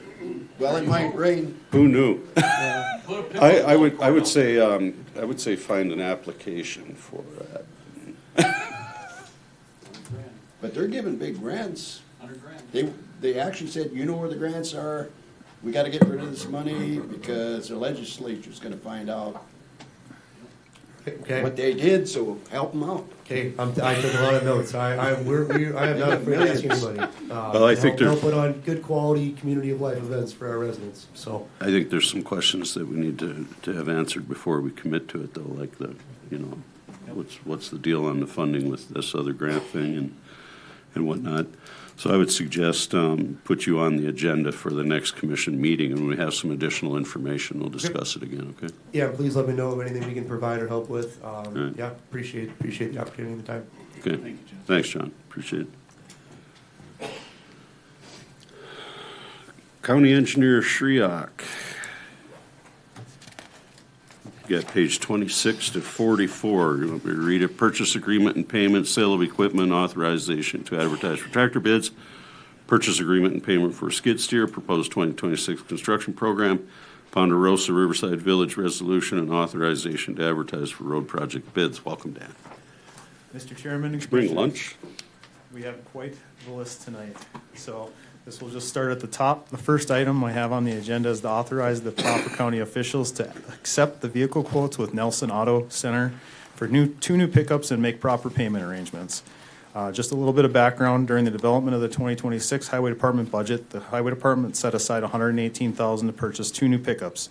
After shopping around, it was determined that the current pricing of the market would allow us to purchase both pickups for less than the 2026 budgeted amount by $26,207.04 for a total purchase price of $91,792.96. There is a proposed resolution. I'd be happy to answer any questions. Are these new vehicles? These would be brand new pickups. Just seems odd we go from two different brands. The request came in for one Ford and one Dodge, so. The request came in. Well, so the engineering fleet, I asked if we could look at a Ford, and the road superintendent, when he priced all of this out, that Nelson takes care of all of that through their fleet purchasing. So the Dodge Ram was what he priced out for the maintenance fleet. So one of these vehicles will end up in the engineering fleet, and one of them will end up in the maintenance fleet. Kind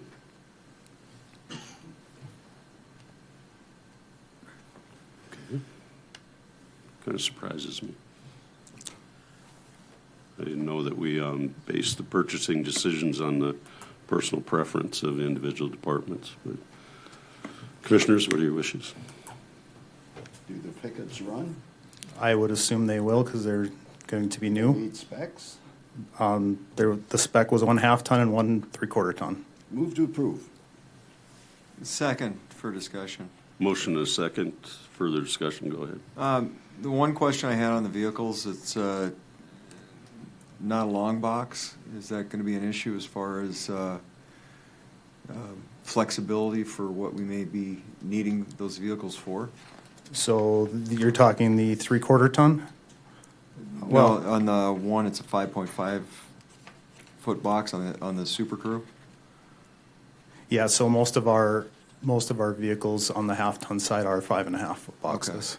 So, all right, I'm just curious about, flexibility with being able to haul things with a long box versus a 5.5. So that was my only question. And to further address, Mr. Chairman, further address your concern, if you would rather us get 2 of the same brand, I have no problem with that. Is there a cost difference in that? Probably It's very like minimal. $3,000. It just caught me by complete surprise, Dan. Sure, no, Because I totally understand. I think that we go out and we buy trucks and we got 3 Peterbilts that happen to be the low bid. Sure. And in this case, you have a truck that is a 3/4 ton that's for, 44,520, when you got a half-ton Ford for 47,272. That just caught my eye. And Yep.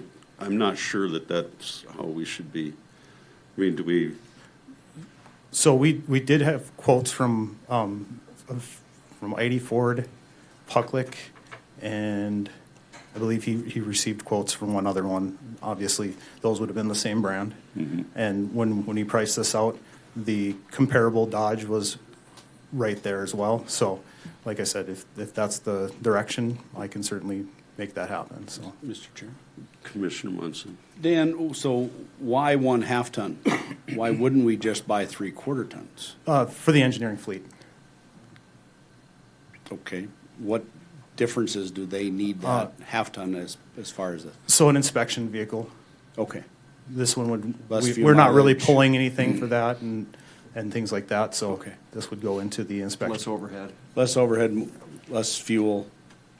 Okay. Yep, so I can understand where your concern is, because obviously the 3/4 ton is cheaper. So if the desire would be to have it requoted and go to a different vehicles, and we can certainly have that done.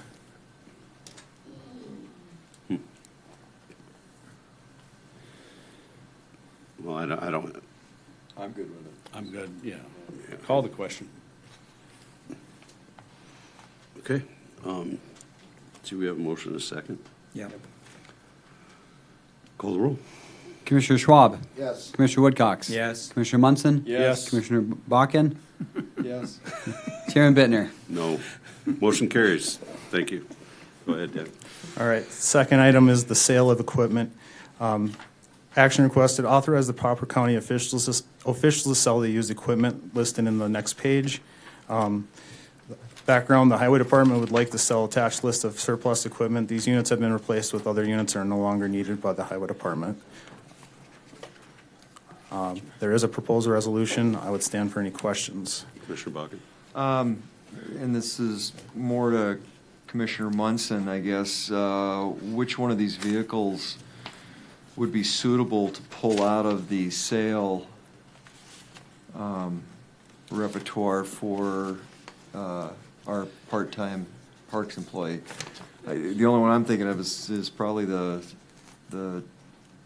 Chevy 1500. Would there be a need for a 3/4 ton for? There was in the past, and it Okay. could likely happen again. I don't know if So- it still exists, because you So- asked, there's a hydraulic dump trailer that, at least we went half and half with the park board and the highway department at Okay. one time. And if they were to be pulling that, Yeah. then that would probably fall into that 3/4 ton category, but it really depends on the condition of the unit. Right, so that was my next question, Dan. What's the condition of the 3/4 ton Unit 10? That's a very good question. I'd have to talk to my mechanic. I actually Okay. don't know. So I would make the motion to approve this list minus whichever vehicle is in better condition and meets the needs of what that part-time position would be.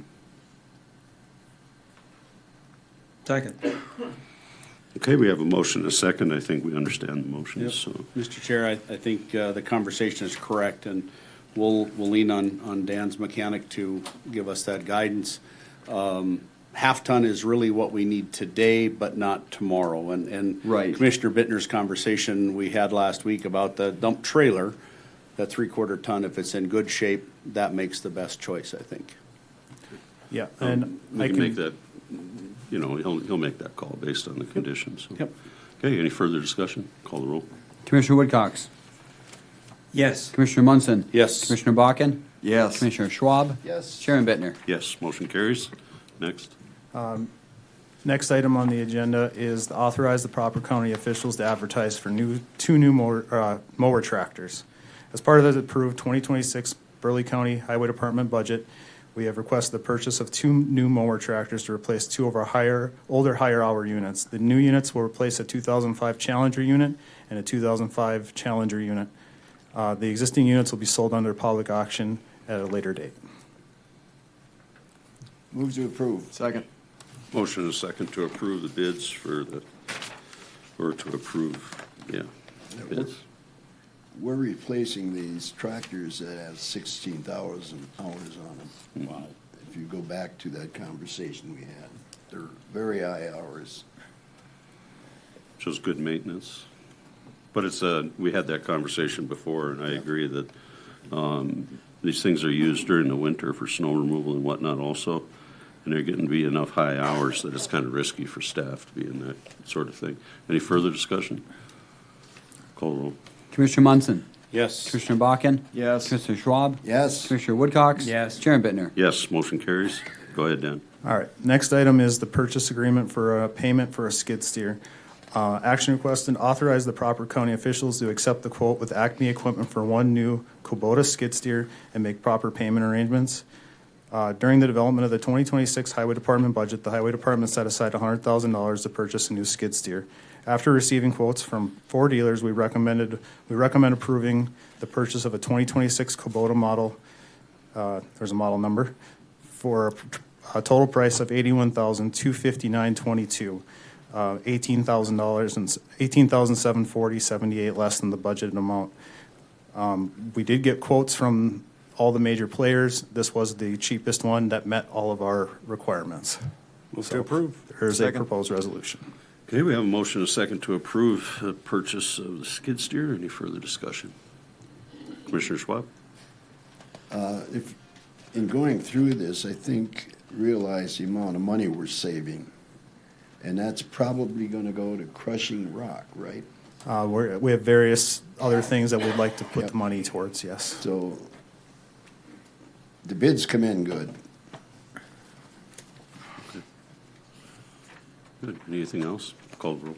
Commissioner Bakken. Yes. Commissioner Schwab. Yes. Commissioner Woodcox. Yes. Commissioner Munson. Yes. Chairman Bittner. Yes, motion carries. Go ahead, Dan. All right, the one we've all been waiting for. The Highway Department will present to the county board a proposed list of construction projects for the 2026 construction season. We can handle this a couple different ways. You could ask me questions directly about each individual project, or I can go through the list. I don't know that we need to go through the list. Commissioners, do you want to talk about any particular projects? I guess my only question, is there a possibility of room to do any kind of things like what you heard earlier, any kind of things? So not having any sort of design done for an intersection improvement or anything like that.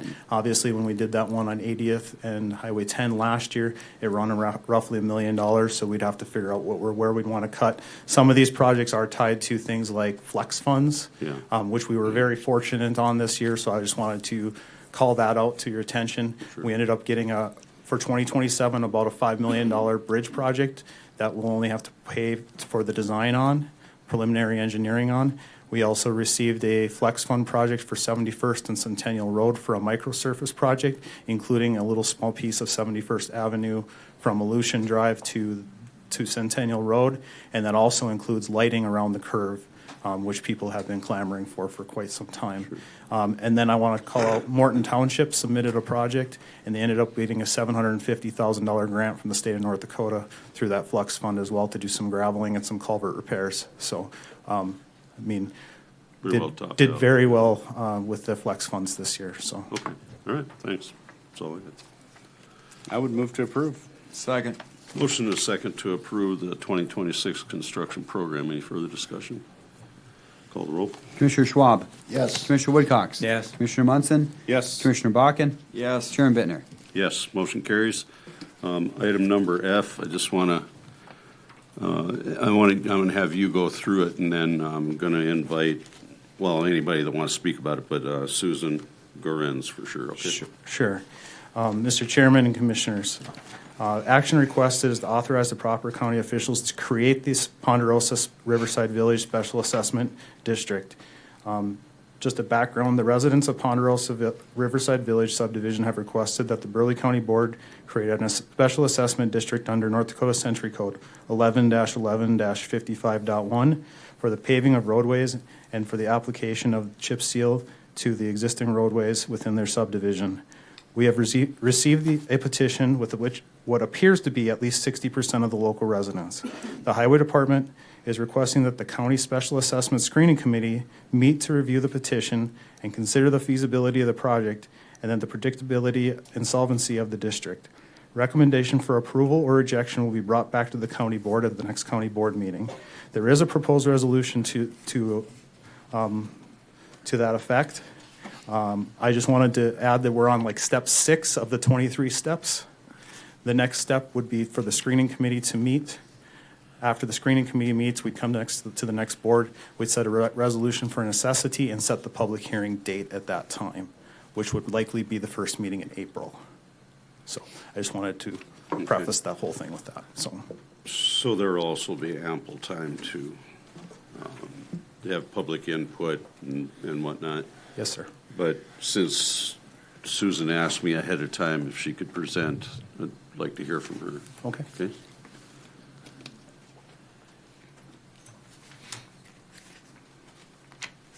Welcome. Thank you.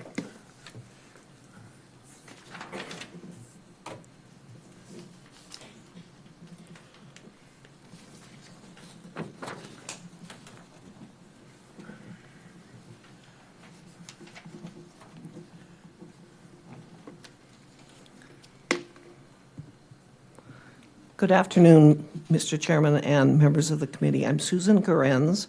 I reside at 7439 Lariat Lane out in the Ponderosa. I have home and property that I've owned there for 30 years, and my family has owned property in the Ponderosa for 60 years. I'm here to voice serious concerns about the Ponderosa paving petition. This is an elective special assessment, and while 60% of the residents signed this petition, 40% do not support it. I'm a senior on a fixed income. This elective assessment will cause extreme financial hardship for me and others who are already having difficulties staying in their homes. Safety hazards for children, pedestrians, pets will increase due to the increased rate of speed that is associated with pavement. I personally will be assessed for 3 lots with a projected total of $40,401, or likely higher, depending on the bid. In addition, a 3% bond rate would be added over a period of 10 to 15 years. This results in a minimum monthly increase of $400 or more per month, or $4,800 or more annually. This does create extreme financial hardship for me and others who have voiced similar concerns over possibly losing their homes. The 3 lots I hold are on Lariat Lane, and the gravel road along them has held up very well for 30 years. It is easy to maintain. An adequate aggregate base course is in place. The area of gravel road that is problematic to other neighbors has never received an adequate aggregate base course before or after the 2011 flood. One solution, I propose to have this referred to Hay Creek Township to complete the aggregate base work first. This is part of the construction plan anyway, and then assess efficacy. As this remedies the issue, no additional extreme costs will be necessary for homeowners. It will also result in significant cost savings for Burleigh County, as this is only a fraction of the total cost. Thank you for your serious consideration of my testimony and alternate solution. I would appreciate additional discussion by the Commission before taking further action, and I am available to answer any questions at this time. Okay, Commissioners, any questions for Susan? Any questions for Susan? I guess we don't have any questions for her. Thank you, I appreciate Thank it.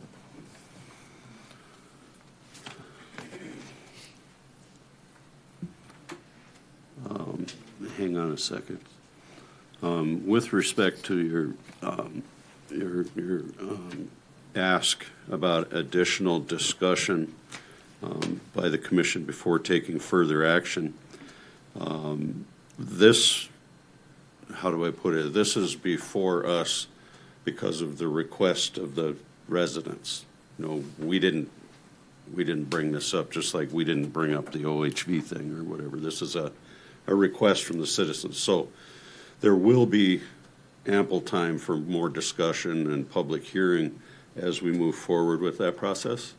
And I would encourage you to certainly stay involved with it, but I don't know that any conversation we have about it at this point is going to change anything as far as the process. I think he said it's step 5 of 26. 6 of 23, so. 6 of 23. Yeah.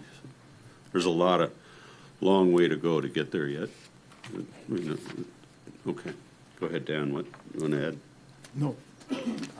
So there is a proposed resolution to basically direct the screening committee to meet and come back with a finding at the next county commission meeting. Okay.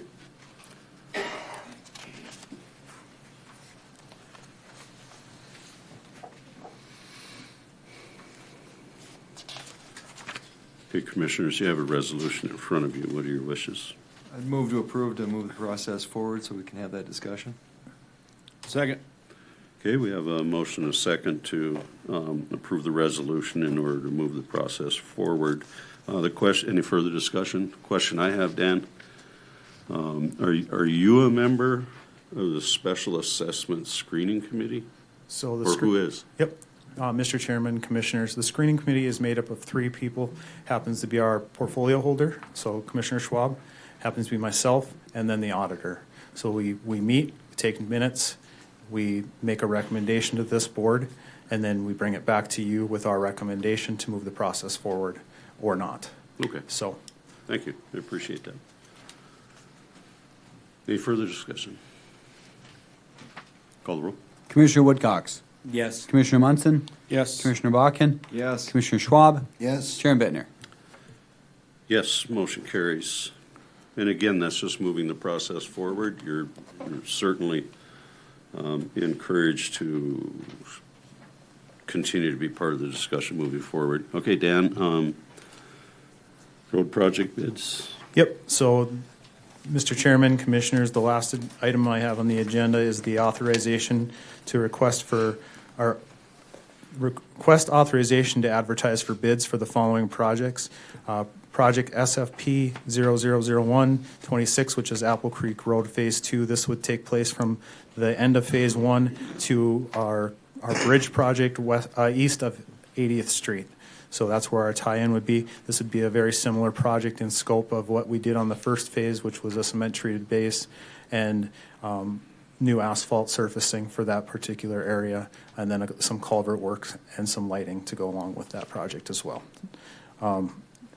Second project is Project 0188 Mill and Overlay of 71st Avenue from 71st Avenue from Aleutian to Centennial Road, and the microsurfacing of 71st Avenue Northeast and Centennial Road. And Project 0189, the Morton Township Graveling Subgrade Repair and Culverts Project. Project 0191, S80 77 Northridge Estates Microsurfacing and Patching. And then Project 0192, Microsurface of North Washington and 84th Avenue Northeast. There is a proposed resolution to allow us to advertise for bids. I'd be happy to answer any questions about those projects. Commissioners, any questions? I just had one thought. We did a bunch of work on 71st Avenue Northeast in the past. Is this beyond the work that we did before? So this is yes, so we had stopped that project in anticipation of a roundabout going in that intersection at some point. So this would be just, I wouldn't say an extension of what we did prior because we're not doing any widening. This would just be retreating the surfacing and cement treating base, and then paving new asphalt in that particular location. So this is part of those flex funds that we applied for. Yeah. So. Okay. Okay, Commissioners, there's a resolution in your packet. Move to approve. Second. Motion is second to approve the resolution. Any further discussion? Call the roll. Commissioner Munson. Yes. Commissioner Bakken. Yes. Commissioner Schwab. Yes. Commissioner Woodcox. Yes. Chairman Bittner. Yes, motion carries. Thank you. Thank you, Dan.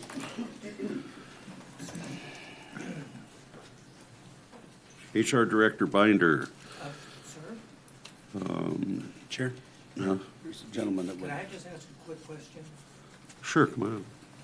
State your name, please. Dan Stevenson, I live in Ponderosa Village. Oh, sure. The Welcome, question Dan. is about the steering committee for Yeah. the Ponderosa. Yeah. Pull the And mic those, down. there's 3 people. Pull the mic down, please.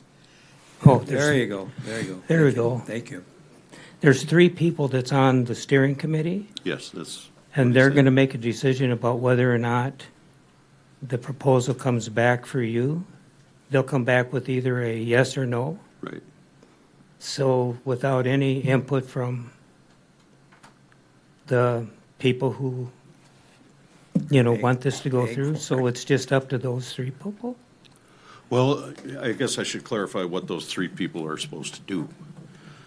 Their job essentially is to do nothing more than to basically, and you can correct me if I'm wrong, but is to determine the sufficiency of support or protest. So they'll go through the records and they'll count up the votes and the signatures and that whole thing, and they'll look at the amount of acreage and the lots and all the factors that go into approving it or denying it. And then Okay. they'll make a recommendation based on that. So it's kind of a fact-based determination of sufficiency of protest. Wow, that was a big word. I mean, all this stuff that goes on behind the scenes, right? Pam.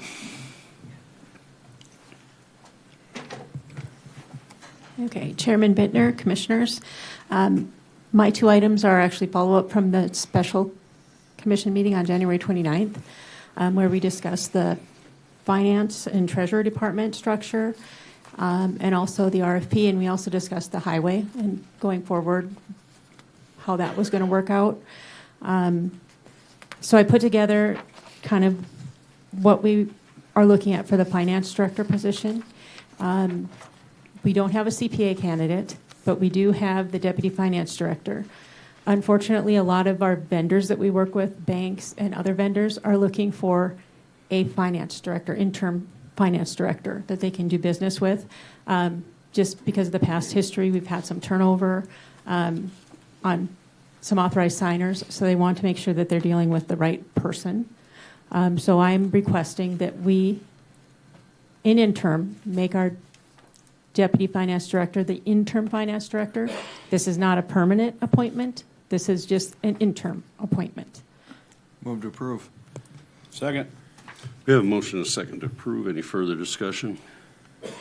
Call the roll. Commissioner Bakken. Yes. Commissioner Schwab. Yes. Commissioner Woodcox. Yes. Commissioner Munson. Yes. Chairman Bittner. Yes, motion carries. Next. And the second part of that is the treasurer position. We left that as unfilled because the candidate that we had offered the position to declined.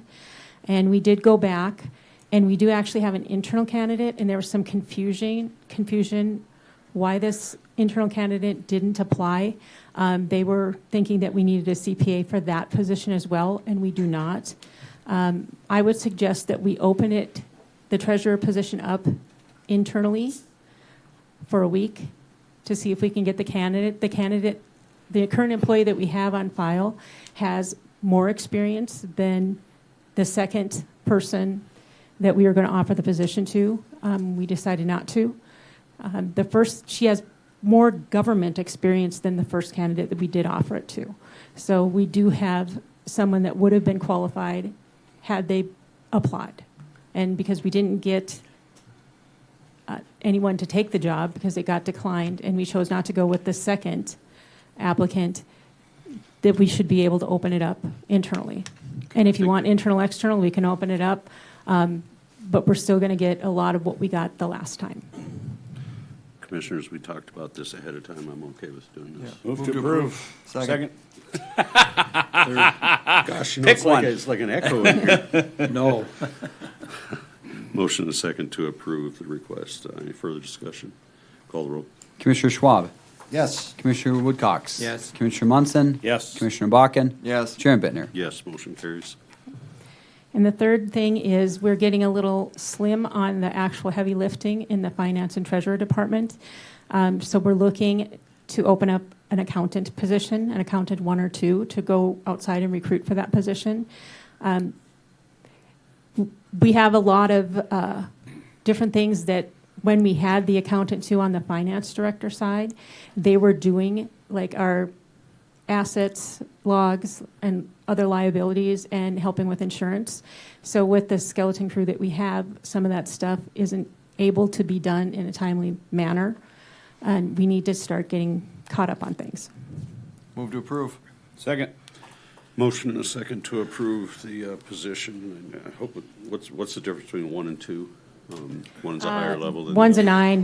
9, 2 is a 10. So just a grade difference. Sure. And it's also the amount of experience they bring. Right. Well, obviously, we want to go for the more experience is what I was hoping. Okay. Any further discussion? Call the roll. Commissioner Woodcox. Yes. Commissioner Munson. Yes. Commissioner Bakken. Yes. Commissioner Schwab. Yes. Chairman Bittner. Yes, motion carries. And the third thing is the request for proposal. And I would like to say before I start with the request for proposal, we were lucky enough to have former Finance Director Thompson sign on with us to do some consulting, not on a full-time basis, but to help us with some of our adjusting entries. And we are working with him. He has signed a contract, and so he will do what he can to help us with our adjusting entries. And Commissioner Woodcox was instrumental in helping with that. So I'd like to thank Commissioner Woodcox. And we'd also like to thank former Finance Director Clyde Thompson as well. So we did get our RFP back. We were hoping to get 2 responses. We ended up with just 1. It was a good one. It's Ide Bailey, and they are one of the best financial services companies and auditing companies around. We do have local locations as well as they have locations across the United States as well. They do have a government finance division that is heavy in the GFOA, and GFOA is the Government Finance Officers Association, which we hope to someday get either our treasurer or our finance director to be certified with this association. It is a good certification to have. So Ide Bailey has come in and they have given a response. And Project 1 and Project 2, they were split up. Project 1 is the things that we need a CPA, finance director, to do. And we've reserved some of that finance director salary for those projects. So they have submitted a response on that, which includes year-end close, some of the GASB maintenance, our ACFR, which is our annual compensation and financial reporting, budget process analysis, and then helping us with the budget process in general to revise that. That's Project 1. Project 2 is the policies and procedures, coming up with those. Project 1 is the most important. We need to do Project 1. Project 2, we would like to have that done as well. But if we have to push that off till next year, we can and budget for it better. Project 1 came in at an estimate of right around $130,000, which is well within our finance director range. Project 2, which is the policies, came in at $108,000. And I think the only one of the commissioners that has received a copy of the Ide Bailey response is our chairman, Chairman Bittner. Mm-hmm. So we just received this on late Friday. Deputy Finance Director Schmidt and I have just gone through it today and over the weekend. So we will get it to the rest of the commission as well. But we are just looking at this is what we have. And we did have a very good response. And I did have a chance to sit down and review the whole thing. They obviously are a well-known and well-respected firm and whatnot. And if you guys want to take the time to review the proposal, more than welcome to do that. The only concern I had is all of the higher level people that they were showing in the thing was all from out of the area. We do have one that's a CPA that is in our area, in North Dakota. Okay, because that's the critical part. You Yes. know, they're certainly real top heavy on qualifications, but it's the guy that comes in the door on a regular basis, because I don't want us paying, part of the agreement is paying the travel and, you know, the travel and the per diem and the whole, everything, so, but because it's an actual dollar amount on the thing, I'm not too alarmed by that. So the question is, do you want to review the proposals yourselves? That's a question. Is it, Mr. Chairman, is there an end on this agreement? I mean, is it for 6 months or a year, or is it an open-ended time limit? They've discussed a timeline Yeah. of this year for both projects. Okay. So the only way that it would be open-ended would be if we chose to take project 2 and move it into 2027. That would push that timeline back. Okay.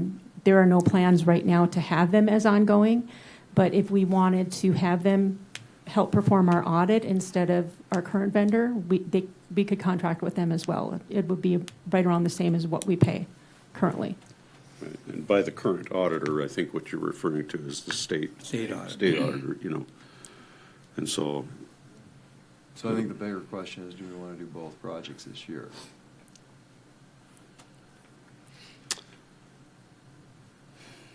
Or do we want to drag it out over another year? Mr. Chairman? Commissioner Woodcock. Another follow-up. Are they going to help us with budgeting? Yes. Yes. That's what I Budgeting thought. is part of Project 1. Okay. Do we have a budget committee set yet? No. Are we still doing that? Are we going to have a budget committee? And they'll work with I-Beta, is that correct? Yep, I would strongly encourage keeping the budget committee and having Bailey work with that committee as well. Any timing on that? Because we're rolling right up on the start of discussion, so. Yeah, They're ready to usually, jump in right away? yeah, they would do kickoff in March, and then it would be like April, May. Okay. They know our budget timeline. They've worked with several of the counties in the area. They've worked with McKinsey, Williams, and McLean. Okay. I would say do them both and get on it now. Yeah, I would concur. My only, Mr. Chair, my only concern would be, obviously, Phase 1, Project 1 for sure. We're still trying to find a finance director. We're still advertising for that. Do we have these folks do, Project 2, or do we allow the finance director to do that when they come in? No, I think it's a good, very good question. What I got from the process leading up to this and then the review of the proposals and whatnot is that the thing with the policies and procedures is for an outside set of bunch of eyes to come in, go through the policies and procedures that are existing, and there's a lot that does not exist, which is why we have a problem currently with irreconcilable books. Because, and that's an immediate need, because that's moving forward into everything we do. Yep. So this is an outside look at it, regardless if we put a new finance director in place or not.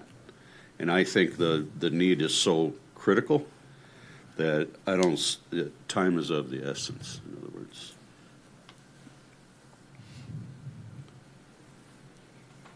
I would move to approve to move forward with both projects. Do we need to approve both of them? However you I want. strongly recommend that, Commissioner. Yeah. Second. We have a motion and a second to approve both projects. Any further discussion? Commissioner Blackman. I think you're right in the fact that the second set is for the outside eyes. We're gonna need that anyway, so, whether we get it all done this year or drag it out over next year, that second project, that second phase is gonna have to happen anyway. So it would be my hope we're gonna have a finance director in place for that. Here's a fresh start, and that might help get some better candidates too, so, or have the ability to promote from within at that point. But the exercise we've been going through hasn't really been fair for the candidates we've been receiving. So leveling the playing field, getting this all cleaned up, getting a clean slate for whoever takes over that position moving forward, I think is invaluable for the county.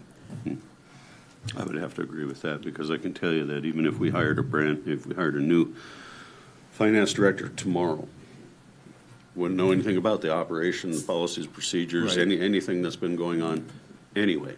Yeah. So It's I'd housekeeping rather to me. have some things started on the policies and procedures side, so that it helps to give a new person some better direction to begin with, because it's like coming in and drinking from a fire hose, you know. Any further discussion? Call the roll. Commissioner Munson. No. Commissioner Bakken. Yes. Commissioner Schwab. Yes. Commissioner Woodcox. Yes. Chairman Bittner. Yes, motion carries. And the only other thing I have is just an update on the highway department.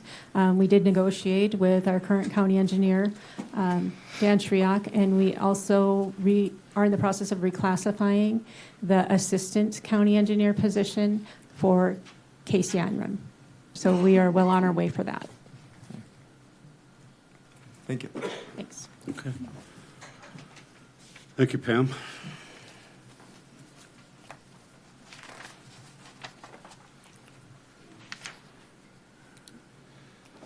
County Auditor Splonskowski concerning auxiliary board applications. Welcome.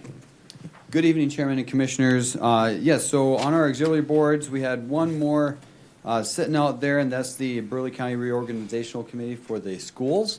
And since we did finally receive enough applications for those positions, I figured I would go ahead and present them to you. Mr. Chairman, that's my portfolio, and I would like to nominate Linda McDonald and Randy Strom for those two open positions. Second. They're both very well qualified. Linda McDonald's been on there quite a while, and she's very well versed in the position, and Randy has got credentials with the schools already, so they'll both be good candidates. Okay, we have a motion and a second. Any further discussion? Call the roll. Commissioner Schwab. Yes. Commissioner Woodcox. Yes. Commissioner Munson. Yes. Commissioner Bakken. Yes. Chairman Bittner. Yes, motion carries. Thank you.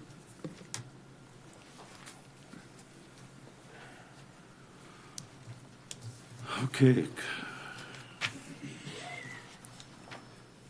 Gonna get tired here. Had to take a break. Not get a nap today? Yeah, didn't get a nap. Commissioner Munson, Missouri Valley Complex Committee request. Mr. Chair, in the past at this table, we've talked about the Missouri Valley Complex Committee and the work that they're doing, and the fact that we have, and I have needed access to staff. We've used Auditor Splonskowski quite a bit. We are in need of using Mitch in the planning and zoning as we get ready to develop the complex, and we do have some assistance that is needed for or from Burleigh County Highway. So we've had the conversation and have had it in consensus, but I wanted to formally move that the Burleigh County Commission approve the use of county staff as needed by the Missouri Valley Complex Committee as we continue to grow. Second. I have a motion and a second. Any further discussion? Commissioner Schwab. What do you need from the highway department? What actually do you need? Because you won't sit and talk to me about it. You know, I'm out there fixing mistakes. We've got barricades out there. Now all of a sudden you need staff. We had a meeting before the last meeting with Casey and the engineers. We can't force you to act. I've asked you for 3 years to do projects out there. Maybe you take a look at them. Nothing. Members so of the thing about the thing about it is, you have seen the project list. Mm-hmm. We are short people up there, and you want to go up there and take staff.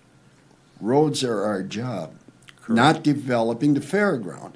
Now, I understand that you guys are looking for maps of the water and sewer up there. Is that correct? Correct. Do you want me to go find them for you? A request was given to Burleigh County Highway Department by the committee, and they were denied. And so all I'm asking is to let us talk to the staff so that we can get the information we need to move forward. You've been talking to the staff. Why didn't you go to the city of Bismarck and ask them they put that in? They've got the plats, the maps.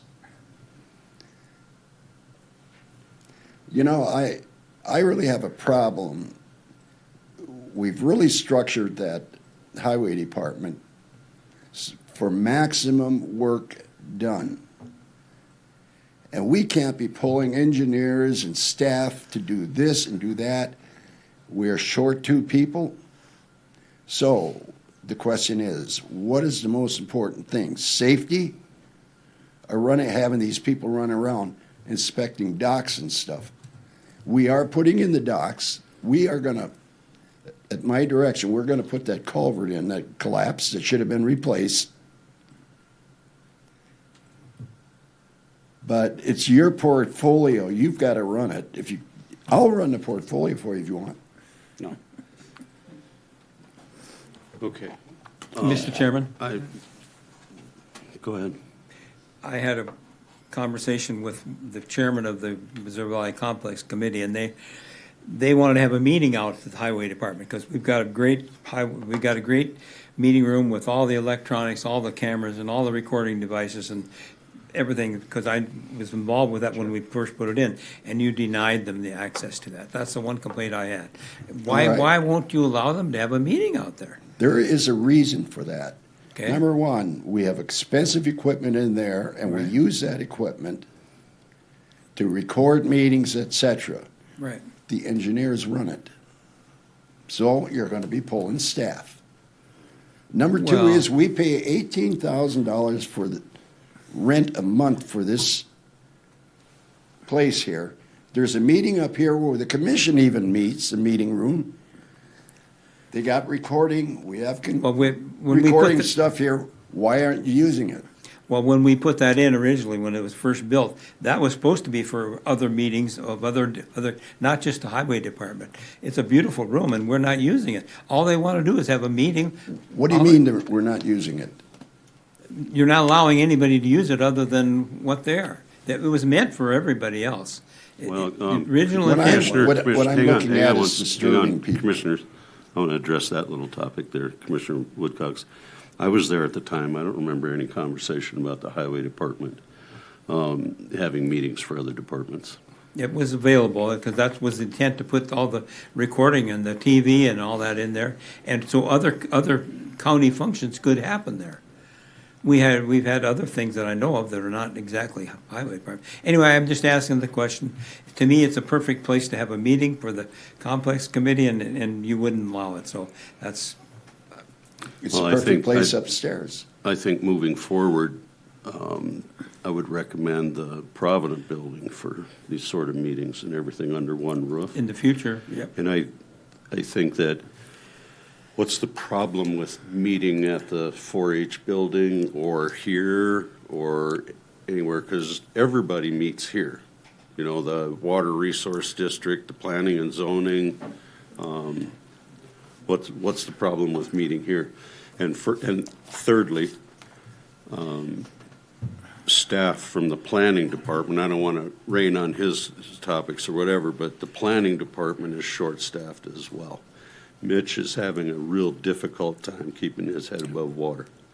And I think to just simply say the Missouri Valley Complex Committee, who is not county staff, this is outside people, to come in and absorb the limited time available by our staff currently, I just don't know how we can do it. Similar to when we had the conversation about the maintenance guys going and fixing stuff around the parks. Right. You know, we're short. We got a team that's supposed to have 6 guys, and we're 2 short, and we can't like we had that conversation. We just don't have the bandwidth pretty much across the county. And so I really struggle with trying to burden, taking, like he's saying, taking engineers off of highway jobs to do something else that's a poor use of resource, but Commissioner Bachman, go ahead. So, first question, scope. Scope of what's needed from staff, because I'm not envisioning a whole lot of staff time. It's like, can you pull up a map here? Where's the roads? Where's the sewer? Where's the water lines? So that the committee can do its job. The other part of this is, while that committee is not technically county staff, or those facilities are, and those facilities need to be moved forward. So, again, my biggest question, Commissioner Munson, was scope. I mean, what are you envisioning from staff going into providing some information that you guys need to move forward? So at this point, I'm a staff of 0. But what do you need Right. from the highway department staff or Mitch in the planning, which? So as we get ready to start platting the complex, Commissioner Schwab's team is going to have a big impact in how that road is staying where, in my opinion, where it is, but how it is also connecting to the other pieces and parts. So it's more a question of, where's the infrastructure, where do you want the Where do you want the infrastructure? infrastructure? And we need to make that decision. The Yeah. highway department's probably planning is best to make that Absolutely. decision on, the roads need to go here, and the sewer's here, and the water's here, and then the infrastructure's in, you go and start filling out the building space. We're not talking hundreds of hours. Okay. We're talking minimal hours. That was the crux of my question, is it's minimal staff time. Minimal staff time. And again, at this point, I thought we had agreement that this was available. I will give Auditor Sponskowski a lot of credit. He has answered to every request that we've had. He's had Thomas doing quite a bit of work for us as well. We've been lucky to get that. Not dependent on this discussion, but coming back to planning, we've had planning staff in the budget for quite a while that hasn't been filled. Not that this is dependent upon that, but those positions need to be filled. They've been in the budget for a reason. Yep. So when you say somebody's underwater, I ask, why are they underwater? And we've given the resources to not be underwater, but In that case, I can answer that one that's for part you, of this because discussion. the director, for whatever reason, has not decided to move forward, has resisted moving forward to adding staff. And I will back Brian on that 100%. He and I Because both had conversations. Yeah, we've said, hey. So it's hard to It's been in the squeeze, budget. it's hard to squeeze more hours out of somebody who's already tapped out. I mean, it sounds like a small request. It is very minimal. But I just want it formalized because I thought we had a consensus. Personally, I think you can work it out and ask the questions of the right people and whatnot without giving a committee any authority. You, as a commissioner, can certainly work with other commissioners and make things happen. Has that worked? Well, I think he and I had Commissioner Schwab has very graciously done everything I've asked him to do, without a question. He is, if I've asked him, it has gone through. Okay. So. And I think that would continue. I honestly don't see the need for the Missouri Valley Complex Committee to be calling the shots with county staff and making requests, simply because we're overloaded in every one of the departments we've mentioned. And I know, based on experience, that I could walk into the city office and find those maps and those things with the water and sewer and that whole thing myself. That doesn't require any particular skill, and it sure doesn't require an engineer. So I think that it's kind of a much ado about nothing at this point, really. Mr. Chair, there has been a motion and a second. I call the question. Okay, call the roll. Commissioner Bakken. No. Commissioner Schwab. No. Commissioner Woodcox. Yes. Commissioner Munson. Yes. Chairman Bittner. No. I would like to make a motion, though, that Commissioner Munson goes forward as, the facility needs to be a park anyway, and as part of his portfolio, I think he has the ability to direct staff to get the information that the committee needs. So I would make a motion that staff provides any information or any materials that they need through the direction of Commissioner Munson, that the staff provides that. Second. For what purpose now? Run that by me again. So isn't that what we just did? No, so the issue was having them make the request as a committee. Okay. The commissioner is going to be making the requests, so everything will run through Commissioner Munson. I view this facility as a park, and this facility is going to need to be a park, and this is his portfolio, and he can work directly with the committee to facilitate anything that is needed by the committee from staff as far as information. Okay, that sounds fair. Okay, any further discussion?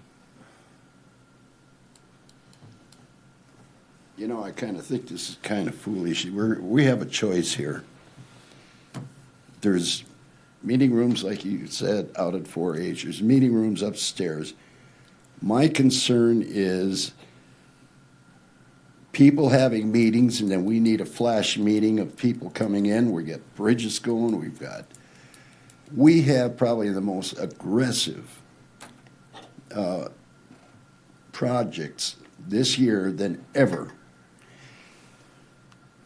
As a contractor, I know what disturbance is, and I think Commissioner Munson does. You know, if you've got something going on, you don't want people running through your meeting rooms and stuff. You don't get nothing done. It's distractive. That's not what part of the motion, right? Well, the thing is, That motion has something to do with. It's just through, everything's directed through Commissioner Munson. Mr. Chairman. Right. Mr. Chairman. Hang on, or you want to continue? What's that? Do you need to continue? Okay, Commissioner Woodcock. I feel there's a lack of cooperation amongst all of our departments and our commissioners. It seems like we're batting each other around for little dinky things like, can you use this for a conference room? Gosh, what do we got? We got a multi-million-dollar business here, and we're running it in 5 different directions. It just bothers me. Yeah, I don't know what we're going to do long-term, but we certainly, I know I was going to wait till the end, but I'm not going to run, and I hope that younger people do, and more females do. I hate to quote President Obama, but he said yesterday, the Democratic Party's got rid of the old guys, and I think we need the same thing. We're not political, but we end up with 5 old guys running everything, and I don't think that's not proper anymore. That we're beyond. I take offense to that.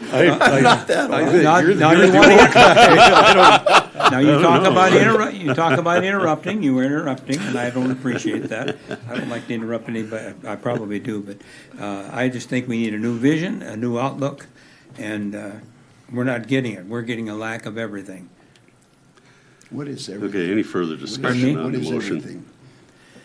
Well, we're arguing about whether we can use a meeting room. Come on, guys, jeez, grow up. We have 3 meeting rooms, and I don't want the An engineer, department does an disturbed. engineer have to turn on the lights? Actually, we got 4 meeting rooms. Good, then make one of them available to a committee that we appoint. The 3 are available. We have, No, they're not. You said we couldn't use them. They're not available. Mr. You Chair, know, call the here's the question. reason for that. Once it starts, then they're gonna have staff do the stapling, the copying, and probably mosey around out into the back. People do that. Okay. And that's what we're trying to avoid. Get us back on track. These are here. professionals, eh? Commissioners, Crazy. But I we have a motion and a second on the table. I think we already. Call the question. Did we vote on it? No, we got a new motion. Okay. Call the roll. Commissioner Schwab. No. Commissioner Woodcox. Yes. Commissioner Munson. Yes. Commissioner Bakken. Yes. Chairman Bittner.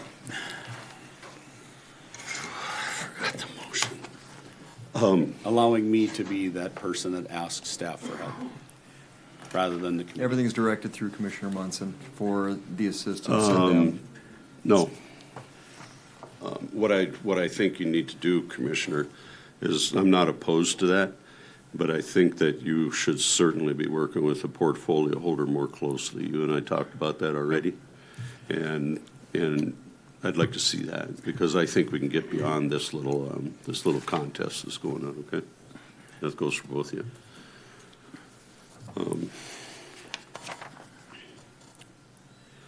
Item number 12, continued commission items from previous. Now we're going to talk a little bit about the off-highway vehicle ordinance Mr. Chairman, we discussion. had number 11, we skipped. No. No, That's what. Oh, yeah, I'm sorry. Yep, about that old guy. I hear it all the Couldn't time. resist, sorry. I'm one I'll of the buy you- I'll five, buy you I'm a one of beer the five later. old guys here, that's Oh. one. Sorry, okay. You walked right into that one. If we can have a little bit of fun. So the next thing is this little conversation about off-highway vehicle ordinance. And I've thought a little bit, you know, these folks in the room have really put in a lot of time. They didn't have to sit here for this whole time. And commissioners, you know, it's almost 7:30. How about if we take a, I don't know, short break? 5 minutes? 5-minute And- recess? Yeah, 5 minutes. Sure. Stretch a little bit. And then I think we are going to have some conversation with the public as well. Chair? Commissioner So, one caveat with that, just in case we are going to have other hearings, comment on this too, because I know there are a few people that may have left Yeah. after the opening comments. So if anyone did, you will have an opportunity to speak again. Right. So, Okay, I'm going to point out that we are going to have some time limit on it.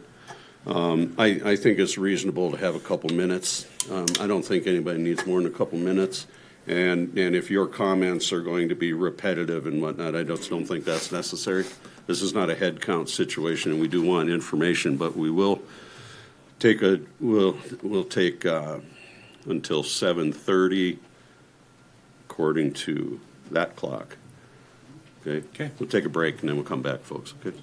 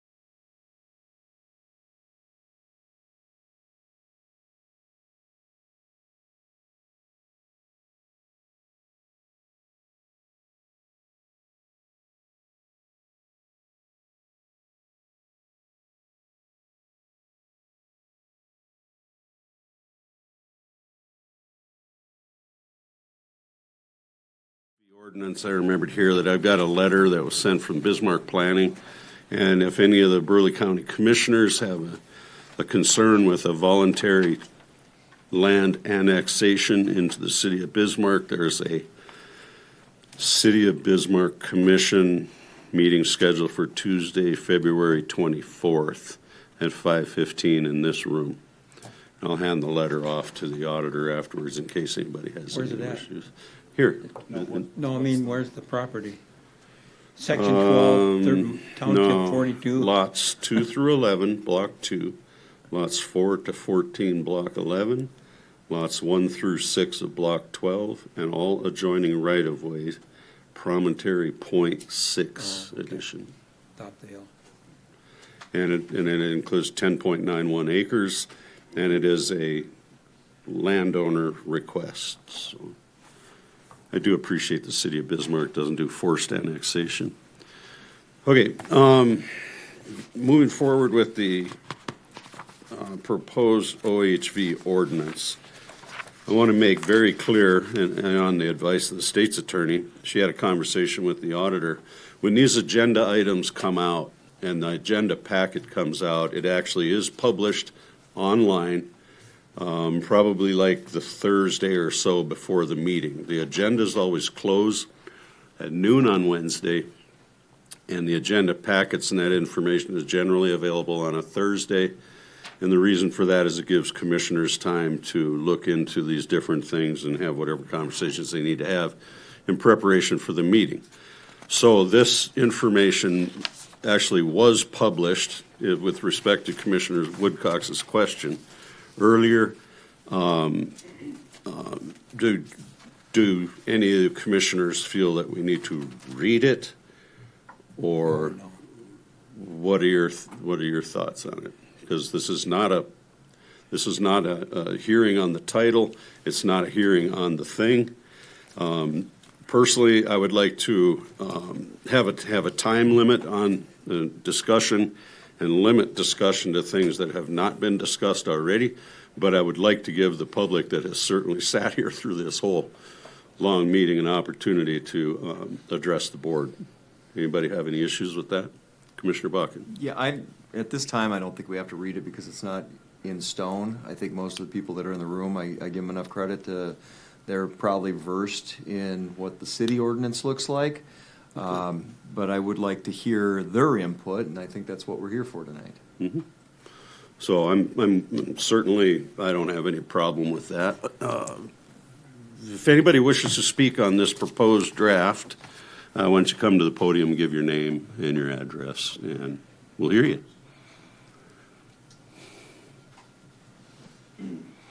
And like I said, kind of a time limit thing. I don't feel the need to say 3 minutes or 5 minutes or whatever, but I think everybody's getting tired, and you know what we're talking about. No, totally understand that. Turn on the mic.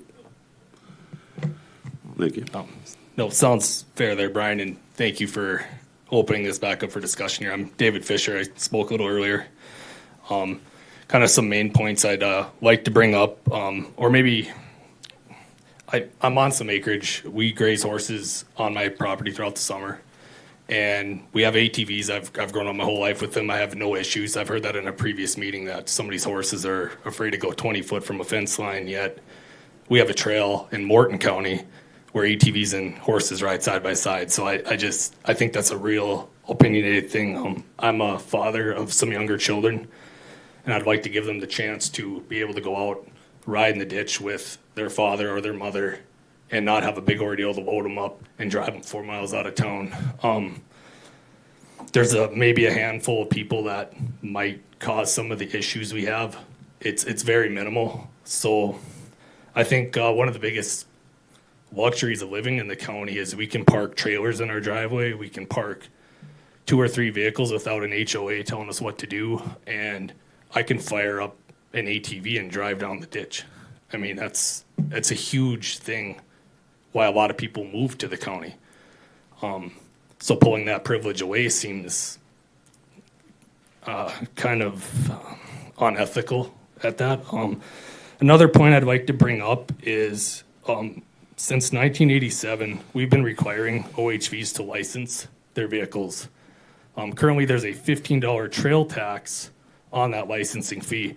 There's 42,550 OHVs registered in the state of North Dakota.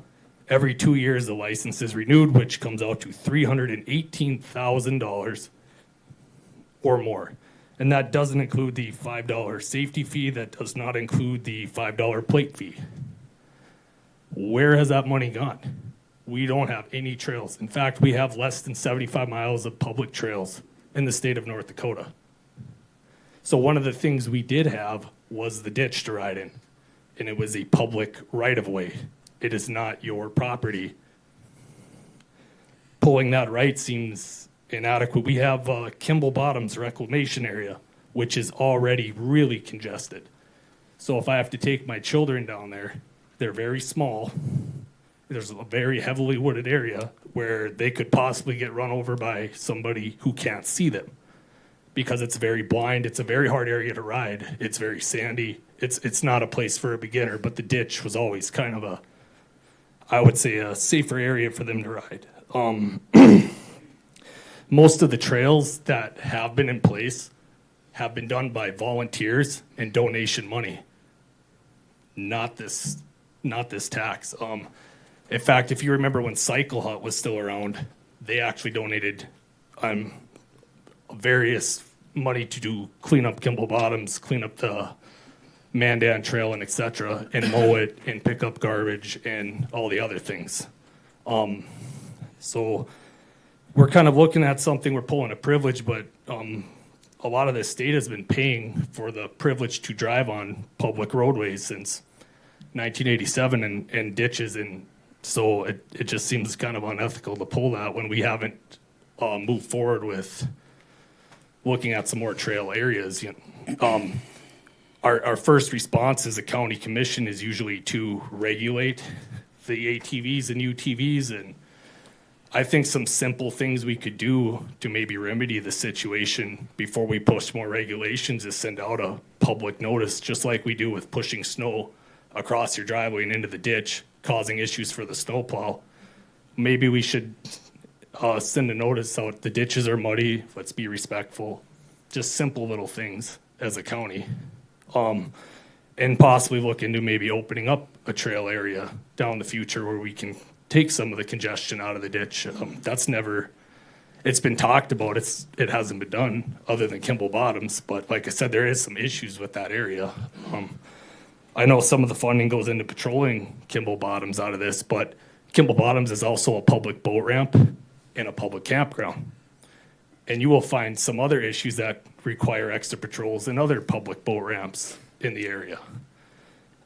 Just kind of a fair argument to have, but I would really like to see us really address more of pulling that privilege away. I think has some long-term repercussions we're not looking at. You wouldn't go to a boat marina where people have boats in the water on a dock and then say, hey, I don't like the view of your boat. You can't have your boat in the water anymore. That kind of takes away the whole point of living in some of these areas. And some of these trails have been here for well over 30 years in this ditch. The developments came later. Not all, but some of them did come later. So I would just like you guys to really address that. And once again, I would like to thank you, Brian and Wayne and Jerry and Steve, for recognizing and letting us talk about this issue tonight. Thanks.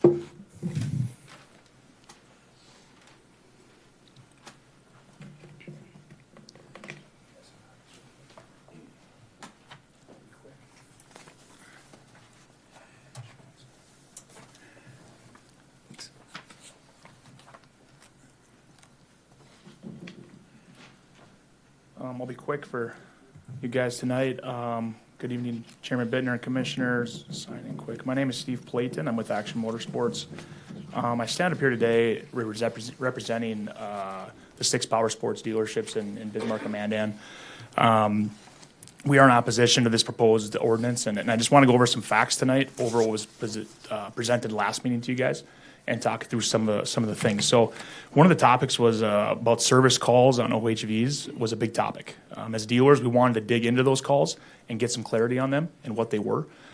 I spoke with Mike Dannenfelser with CENTCOM, and we discussed the number of calls in 2025 regarding OHV use and complaints. There were 174 total calls in Burleigh County, as stated at the previous meeting. However, 96 of those 174 were responded to by Bismarck Police Department in the city of Bismarck. Okay? So after that, there's 70 by Burleigh County responded to by the Burleigh County Sheriff's Department, and there's 8 by Lincoln PD. Okay, now Mike could not get me the summary of these calls or who made the calls due to privacy laws, which I understand, but we want to focus on the 70 calls that are related to the Burleigh County Sheriff's Department. So next I called the Burleigh County Sheriff's Department to try to see the nature of these calls and see if there's a fix, a solution here. Well, what we found is that of the 70 calls, there's a report that I have there that they made. 13 of those 70 calls were considered unfounded. You'll see these in yellow on your sheet as examples I have. Reported a younger rider in the ditch, did not think they could ride there. Not really a complaint, I should say, that's just a fact. ATV tearing up the gravel on the road. Deputy arrived, but the basic tracks were observed on the road. 2 kids on dirt bikes, no other information and no callback number. So 13 of the 70, the Burleigh County Sheriff's Department deemed unfounded. Move on to the next one. 14 of the 70, as you see in green on the document, were actually coded when Burleigh County Sheriff's Department goes out and does extra enforcement, which they do. Sometimes they call into CENTCOM, what we found, and say, we're in the area doing extra enforcement on OHVs. Okay, so 14 of the 70, so 20% is just the county out doing their job, checking it out. You can see the ones in green, there's really no issues that law enforcement, that was coded as extra enforcement. Examples of that are stopped out with 3 dirt bikes, all legal, everything in order. Extra enforcement, able to stop out with a rider, all legal and everything in order. Extra enforcement, no activity. Okay? 7 of those 70 calls were, as you see coded in blue on your report, are not related to OHV complaints at all. We have reporting issues with a pickup is one of them. It got coded as an OHV call. An abandoned ATV on a section line. That's nothing to do with the complaint of people driving in the ditch, correct? There was 2 calls where incoming calls that were clear within 1 minute. For some reason, they were coded as OHVs.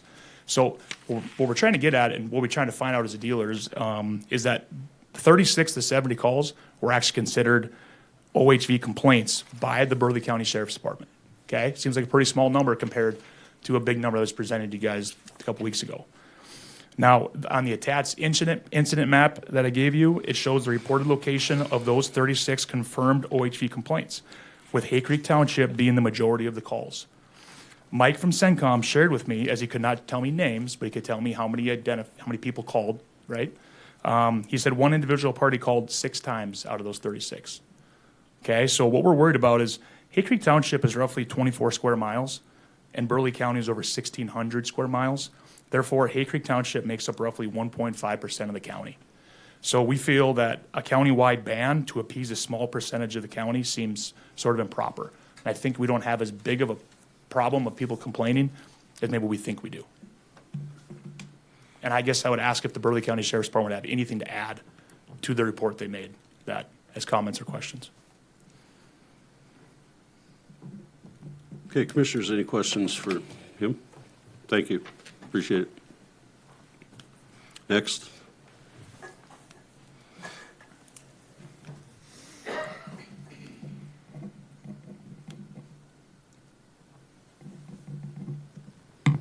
Good evening. My name is Josh Vallely. Mr. Chair and Commissioners, thank you for the opportunity to speak tonight. I'll keep it quick, and I don't want to. I'm going to kind of take this from maybe a different angle than Steve a little bit. First and foremost, I want to be clear that as yes, I'm a dealership owner of off-road highway vehicles, but I'm also an employer of employees in the county. I'm also a citizen, a taxpayer, and a voter in the county, and also an enthusiast of the products we're talking about. And I think what's tough about this is realizing that concerned about reckless off-highway vehicles are real. We all have to be concerned about that as an industry, as an enthusiast, and as a resident. But most importantly, the key distinction that we need to make on this is reckless operation is already legal or illegal. By with no changes to our current ordinances. The behavior that's being described and handling is already not lawful. So really, we have a gap in enforcement and accountability going on. We don't have an issue where we need to create a new ordinance or change what we have. It really is really an overstep, I believe, in this. Step one as a dealer, and I won't dwell too long on this, but most importantly, this is an economic impact directly to the county. In the last 12 months alone, approximately 350 to 500 new and used off-road vehicles were sold through Burleigh County dealerships, representing an estimated $10 to $15 million in direct economic impact. That is not counting any local jobs, tax revenue, and other service parts and maintenance and tourism. While government responds to illegal behavior by restricting legal use, or when you as commissioners or government responds to illegal behavior by restricting legal use, it sends a message that responsible ownership is not welcome. That does not stop reckless riders. It hurts local businesses and it hurts local employees. Like I said earlier, I'm a resident, I'm a taxpayer, and a voter. I'm concerned also about the scope and the proportional response that you guys are looking at taking. The minute we, as a county, start penalizing legal behavior to fix other problems, I think is a very slippery slope. The state of North Dakota is over 70,000 square miles. Not one other county in the state has this type of ordinance. And as Steve mentioned earlier, what we're really talking about is a few square miles and a few people that are complaining about this. I listened earlier tonight about budgets, about being short-staffed, about arguing over who sits in a meeting room. And we're talking about now putting an ordinance in, and we're going to try, how are we going to possibly, as a county, go after, and are we going to sign every area where it goes from another county? Are we going to, how is our sheriff's department going to handle this? How can we do that? I think the reality is we are not talking about a blanket problem here. A blanket restriction is not the answer. That is not good governing as a committee. Number three, most importantly, as a rider and enthusiast, I want legal and safe places to ride. We have to have that. If we do not have that, what's going to happen? People are going to either outright non-comply, they're going to eliminate it, and we talked about the consequences about this. By eliminating this, it actually increases risk. It increases safety risk, and I think by the city ordinance is not the same thing as a county ordinance. We all can, that's why we have a city and a county. We cannot lump them together and to quite frankly think that it is. And I think we can continue to talk about this discussion, but I guess I'm asking you tonight in opposition to look at this facts and let's not let this get out of control. We're all going to have different opinions, and I respect that. But most importantly, the minute one person complains about something else, the next thing, this is a very slippery slope. I heard the analogy earlier, if someone doesn't like dogs, are we now going to go down the path because a dog does damage to an area? These areas are public property areas, and I think there's many solutions that we can handle along the way. So I'll open that in further questions. Commissioners, any questions? Thank you.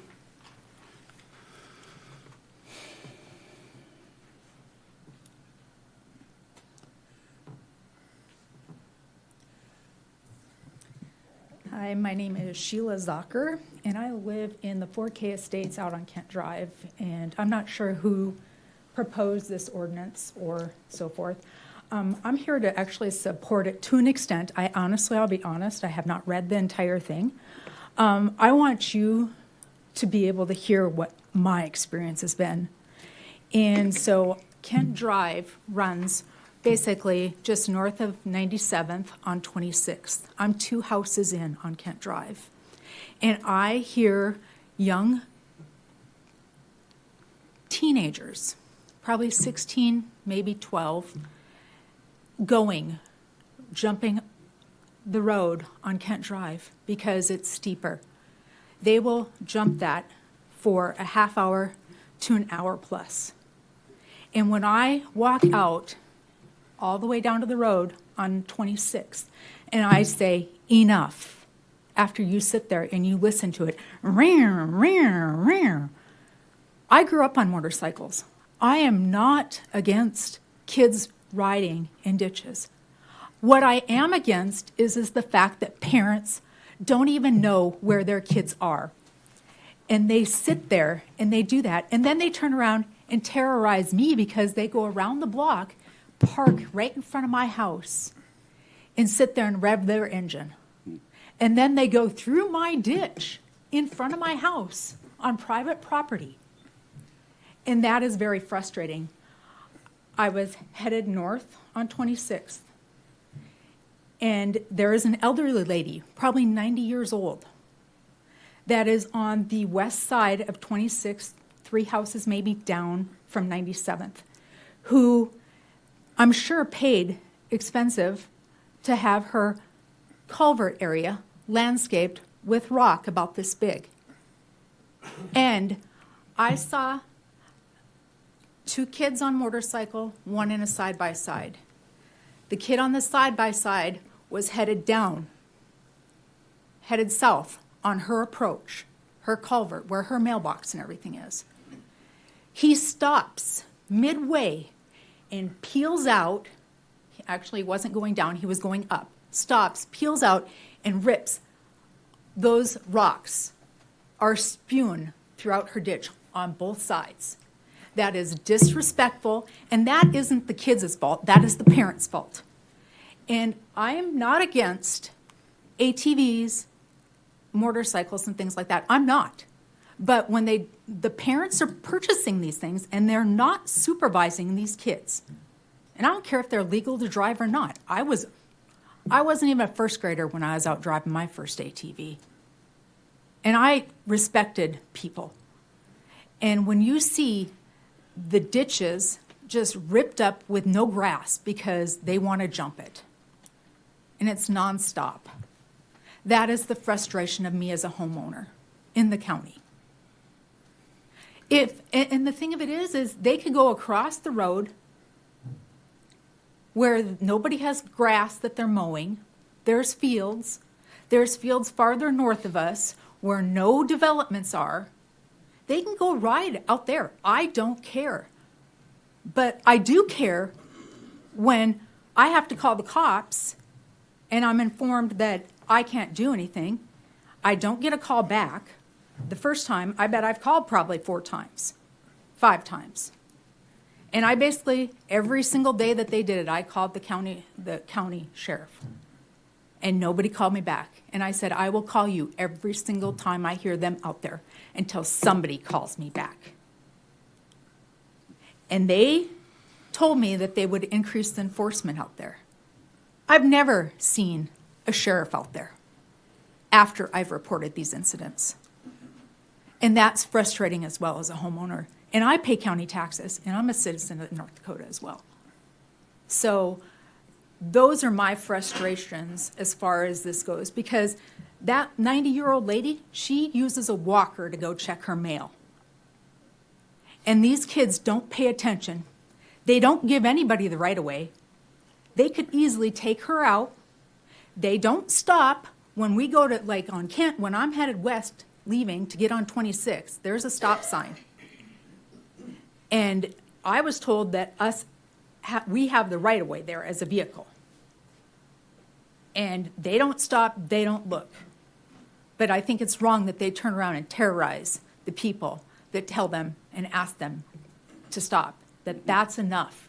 You know, if they want to ride that ditch and they want to go, don't constantly just be doing it, jumping that approach. There are, I just found this out, I knew that there was a motocross area where they have jumps and different things like that. I was told tonight that that is a membership only. Well, you know what? Maybe these kids need to go buy memberships. Maybe their parents need to spend a little more time with them. You want to go out and you want to ride and have your kids learn how to ride. I get that totally, 100%. I have a motorcycles license. I ride motorcycle. I grew up on them. But the difference is he's supervising. These kids have no supervision. I bet their parents wouldn't even know where they're at. And that is the frustration from me as a homeowner that I want to share with you as a commission. And I appreciate your time. Commissioners, any questions? Thank you. That pretty well sums up the issue. You guys with the dealerships, what do you think? We failed here. You know, I worked with your dealership guys, including the Honda guys, years ago, and I've heard that there's no place for them to go, but I'm the guy that created the play area out at the Missouri Valley Complex and created the training area that North Dakota Parks and Recs used to train these young riders, and we created trails out there, and we purchased a factory loading and unloading ramp, and the problem got worse. And so we worked with dealers, because there's a notion, well, we just need more education. Maybe we need more enforcement. Sure. Restrictions on them ATVs to where they're doing something, you can see it and turn it in. Can't hear you. With a license. Okay, we'll get to you in a second. That was kind of a rhetorical question, because that's really what we're going to have to start talking about. Sure. Because I can tell you, business as usual, just letting the kids do this stuff, that's just not going to be the deal. I agree with Chairman Vintner. I agree, but I will, in all due respect. I'm going to get to, I'll ask you to wait until everybody else is done. I thought you wanted me okay? to talk. No, I just want you to think about that.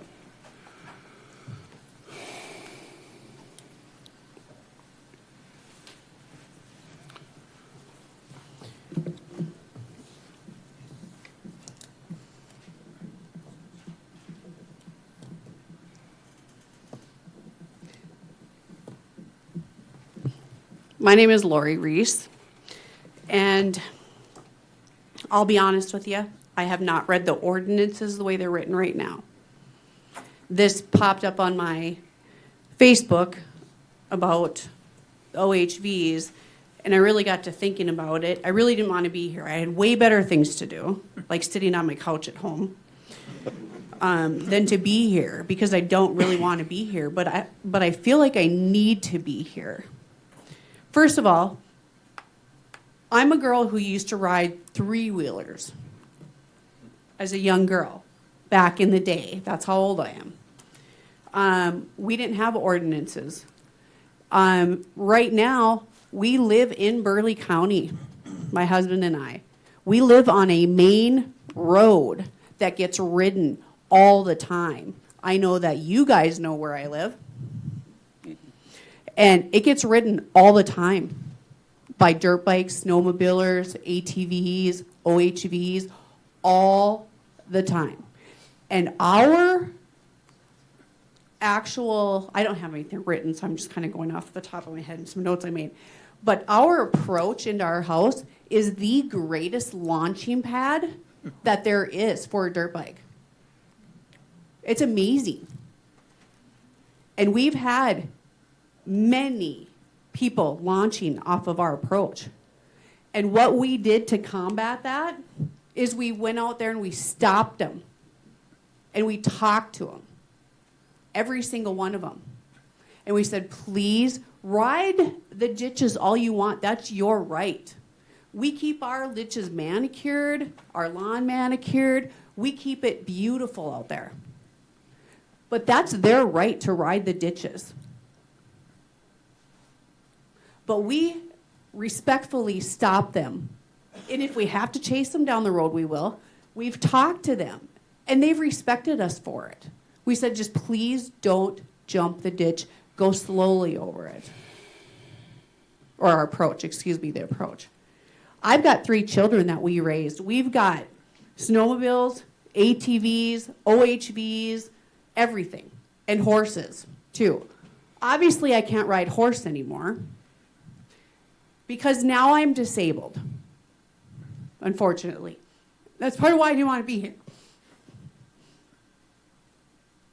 The OHV and the ATVs are the only thing that I can get on and enjoy my time outside in the sun and the wind, and you guys want to take that away from me. And I'm not the only disabled person that rides. There's other ones. We use our OHVs to help our neighbors.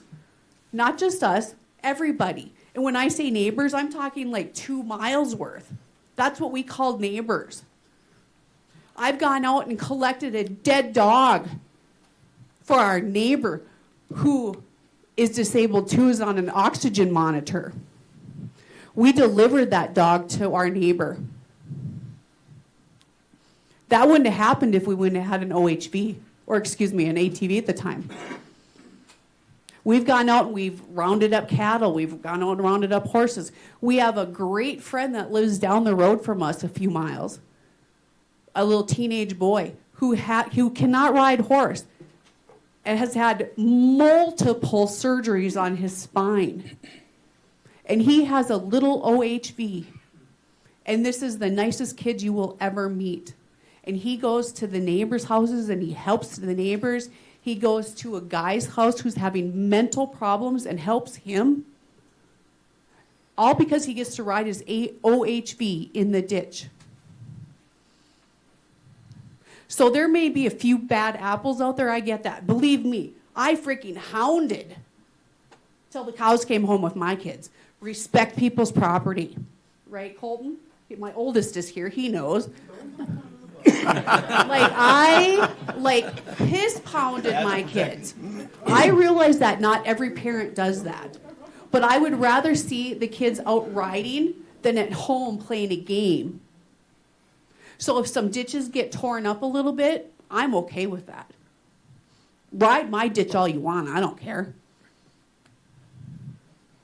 I don't think it should be banned for a few bad apples to everybody. Don't take it away from me. I put my little 2 little grandbabies, well, 3 that's coming up now, in my side-by-side and take them down to the school to play on the playground. Please don't take that away from me or anybody else. The other thing I wanted to say, just made a few notes, is these trails, these ditches have been around longer than any of these houses out here. Most of the houses. These trails have been around. People have been using them. It's the houses that have encroached upon their business.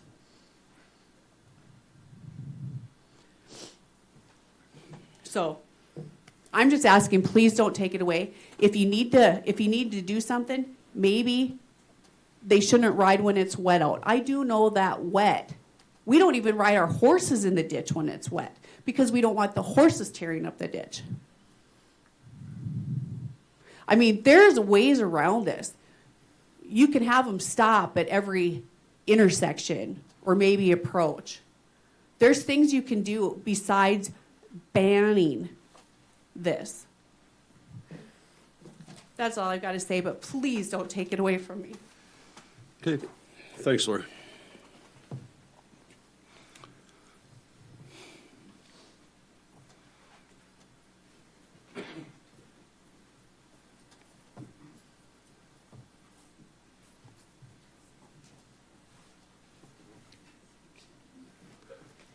Good evening. Welcome, Annette. Hi. Where did we go wrong? We didn't go wrong. Commissioner Bittner, Commissioners, thank you for opening this up to public comment. My name is Annette Beam Caldwell. I live in Bismarck, and my husband and I have an open road Honda in Mandan. I did work with Commissioner Bittner on that riding area. And you said, what are the dealers doing? The dealers,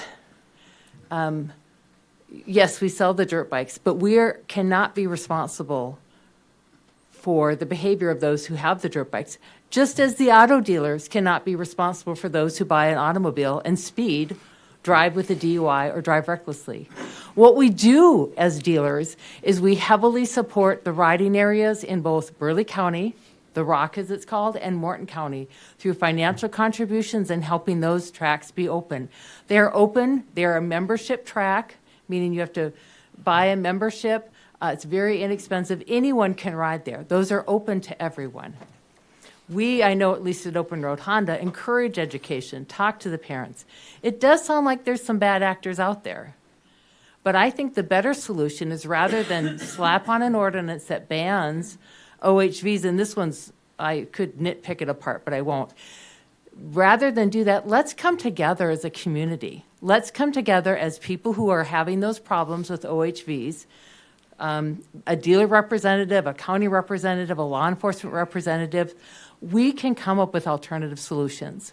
One thing that dealers did years ago, and I can't remember, it was 06 or 08, the general session, we actually asked them to increase the North Dakota, to increase the off-highway vehicle tax. It was $10. We asked it to go up to $15. Now, the question is, where has that money been going? And it was already brought up earlier. Right, well, I can Right. tell you that it doesn't go to Burleigh County. No, it doesn't go to Burleigh County. And in fact, the sad thing is dealers who collect it that we don't even know where it goes. So I think there are solutions. I'm saying that there are problems. The young lady who just spoke, absolutely, my heart goes out to her.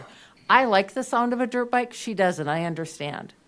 But in town, we have people who speed up and down our street. I mean, we all have issues we don't like to deal with. But I think there are solutions here, but this blanket banning OHVs is not a solution. It's going to cause more unintended consequences than we can even imagine. So I thank you for bringing this open to public comment. I think there's a lot of people here who are willing to work towards a solution that's going to be the best for the whole community. Thanks, Ned. I'm going to keep it real short, but I want to kind of come from a different direction, guys. Like I said, I sit through a lot of these meetings, and I keep hearing ordinances, restrictions, but yet in the same, a few meetings ago, we said that Julie's office is understaffed, that we are subbing out services to private firms. Our Burleigh County Sheriff's Department, we all know how extensive of a territory they have, and we know that they have better things to do than respond to calls because somebody is tearing up a ditch. We know that there's emergencies. We know what they do. We know they go above just doing traffic control and stuff like that. So what I'm going to ask you tonight is, I'd like to see this tabled until we can take care of our staff. When you can assure us that Julie's office can handle the extra caseload, when you can assure us that our sheriff's department has nothing better to do but respond to calls about kids driving four-wheelers and dirt bikes, I tell you what, I'll stand up here and get behind you. But until you get behind our staff, that's who you need to be taking care of.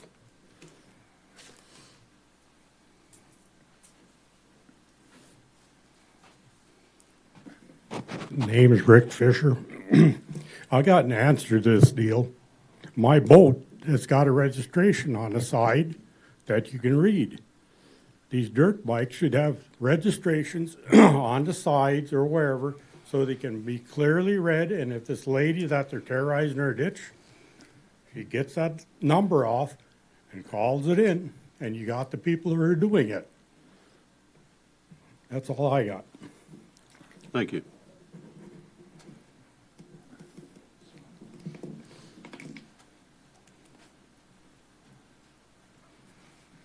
Hello.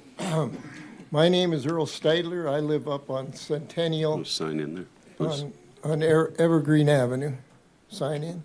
Yeah, please. And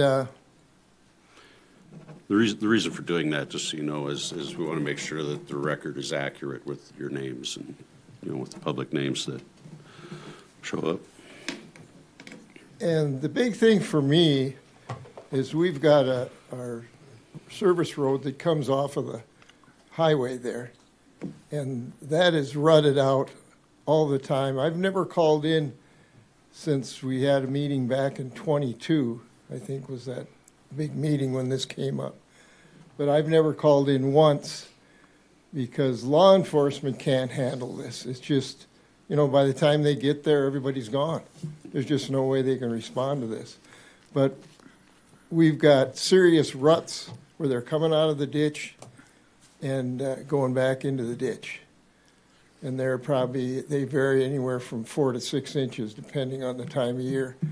And every year I've had to repair those myself. And we have a gravel entry road there. The other thing is the roadway when you come up has been tore up really bad too. And I've been out there 42 years. We never had an issue with snowmobiles, still don't, because they're on frozen ground. Never have had an issue with them. And they put markers out too to keep you away from unsafe areas, and also where you come to the roads. And I don't know if there's an ordinance right now that says these OHVs have to stop when you come off the highway or not, but they should. So it's a real problem. That's the number one thing for us is you come off the highway there and you're going, well, it's 45 now, but most people are probably going 55 in that area. They don't slow down much. And you can't go too slow when you're coming off that highway. You got to get moving. And, I'm bouncing all over all over the place, and cussing as I do so. And that's been going on for, I'd say, 5 years since these heavier duty units have come out with the higher horsepower, bigger tires, and they're also street legal. So why don't they ride the streets? I don't know. And I can see, they like to ride the ditches.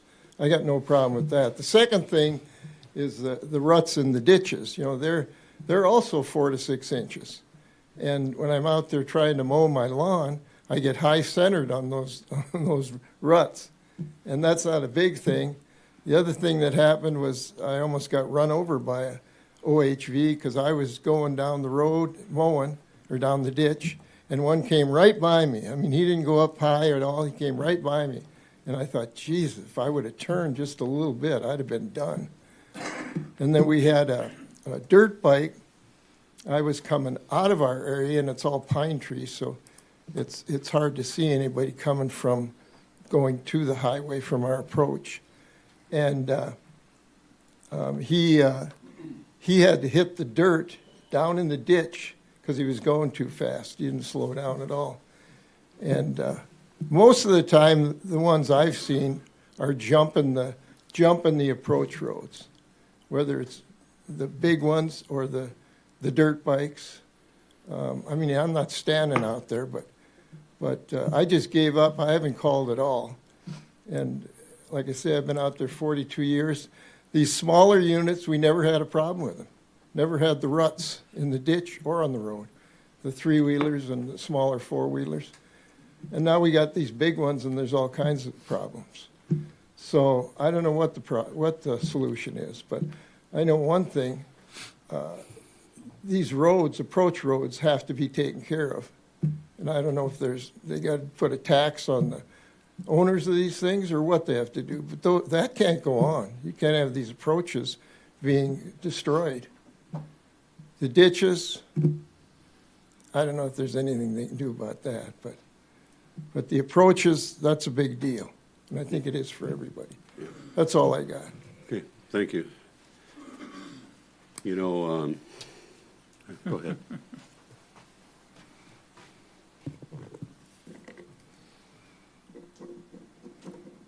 Let me guess. You hold your horses there. My name's Colton Reese. Welcome. Obviously, pointed out by my mother. Their driveway is like ideal for jumping. You're inviting people to your house. You are. What's your address? Yeah, But also on the same side, though, or on the other side of the road, is a section line approach that is also very good for jumping. That is where I went to go jump because I knew I would get my ass whooped, butt whooped, if I jumped our own approach. But I just have to agree, I don't think a blanket ban fits the problem. But to point out, the track at the Missouri Valley, that is dirt bikes only, from my understanding. That wasn't my understanding, but I built it. I wouldn't really know what it's used for now. Since I've been a kid, I think I've always been told dirt bikes only. 4-wheelers tear it up differently. 4-wheelers not allowed. Side by sides not allowed. Annette, do you remember anything about that? Yep. Oh, okay, so you're talking, yeah, yeah, and I would agree that the motocross track is specifically.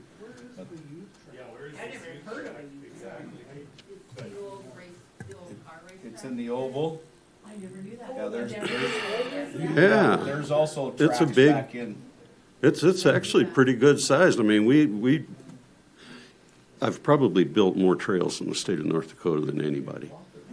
Working for North Dakota Parks and Recs, right? ATV trails, horse trails, mountain biking trails, and all some of the god-awfulest terrain. And, you know, we built that out there because it was a possible solution, because I recognized that the desert was actually pretty dangerous, and I didn't really want to encourage people to go down there. We have trails. I wasn't joking. We had an ATV with a mower behind it. I don't even know if it's still there, but we did have the loading ramp and the whole thing. So I don't want to interrupt you. You can go ahead and finish. Oh, you're fine. That's good information. Like I said, I've always been under the assumption that was a dirt bike only area. So I don't know if that's something that's just hasn't been advertised. The motocross track. Let's make sure that we're talking about two separate areas out there. Now, I don't recommend going out there today, because we have the road blocked off and we're working on some things. Sewer line going through. Yeah, sewer line and whatnot, but the weather's not real good for tearing it up right now, but that is an area that was specifically for that. Go ahead. But you see, from my view, I thought it was just the dirt bike track out there. So many people may not know about this other spot. So I don't know if that's something that is just lost interest in, not per se being used, but not advertised either, but the knowing of it over the years is just dropped, or if that can be something that. You know, it never got dropped as far as I'm concerned. The whole goal was to further the education, and especially the education of the youth. You know, I happen to believe, Colton, that you grew up with some really good parents, right? And I don't really think you're the problem. You know? I mean, we have a... He likes that ditch, though. Well, come on now, Mom. You mind, let's give him some slack. But you got anything else you want to add? Just, again, I don't agree with the blanket ban. I think that does more wrong than good. There are bad apples out there. Maybe they're just kind of pushing more towards that riding area or some more areas. I know you said that the desert or Kimball Bottoms is dangerous. It is. It is not a ideal area for new and little people or young kids getting into it. But there are some areas down there you can use to your advantage for that. But that's all I wanted to put in there. Thank you. Thank you. So your driveway's paved, right? Yeah. Yeah. What do you suppose I should do about the kid that likes to tear mine up? Yeah, I checked. I actually checked on doing that, but other things took priority. My new shop took priority. But I guess I could go chase him down, huh? You know, I've had, and I'm sorry, I'm speaking out of turn. That's fine. I've had the best luck where I've actually ran down, just last year. I happened to be outside, I was washing one of our side-by-sides, and they were jumping my approach. Well, needless to say, I was perturbed, but I ran them down, got them on 22nd Avenue, and they just happened to stop and take a break, and I drove up, and I said, boys, I said, I want to tell you, I said, you're allowed to ride in my ditch at the time, and hopefully in the future, but I said, one thing I do not appreciate is you ripping up my asphalt on my approach jumping. Those boys, they were anywhere from 13 to maybe 16, 17, and they thanked me because I didn't rip them a new one. Yeah. Okay, we're gonna have to give him a chance, but I agree with you, Dan. Except for the kid flipped me off. Now, as I'm sitting here, well, you know, okay, go ahead. Chairman and Commissioners, my name is Steve Smith. First of all, thank you for the time to talk tonight. We do appreciate that. To your question of where do we go wrong with the Missouri Valley Complex, great idea. When that first came to be, I was told about it by my former employer, Annette, and she had asked me to go out there and try to make some trails. Tried. There was a former single track trail that was married with the motocross track as a hare scramble course. To ride that trail, you were in over handlebar tall grass that you couldn't see what was under you. It was dangerous, very hard to make any trails, and as far as I'm aware, it never gets mowed. Well, that's unusual because certainly had. Now, I don't know if it still exists, but we had a ATV that pulled a pull-type mower, right? That was the whole goal. But go ahead. And somebody ran it? Yeah. Okay. News to me. Anyway, since then, going out there a couple times just looking at the property, I was a fresh kid, 15 years old, with a dirt bike and a pickup. I didn't like going to the desert. My parents really didn't like me going to the desert, so that's where I went. It was close to home for me.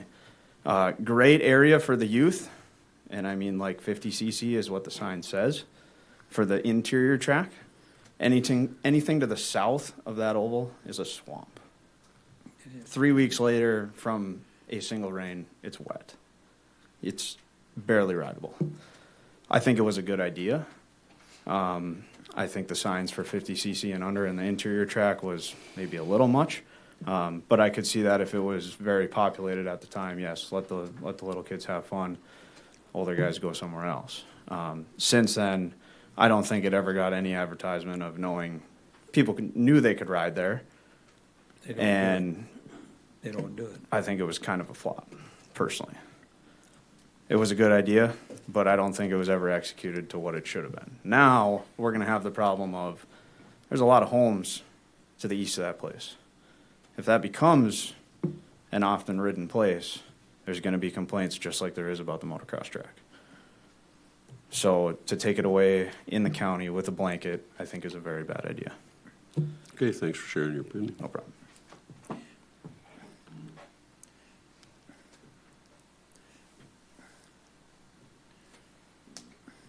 Don't slap your head yet. I'll see you at coffee.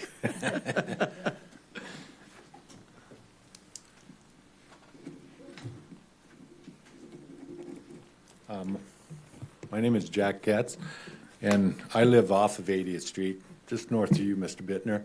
And I actually lived on Birchcrest.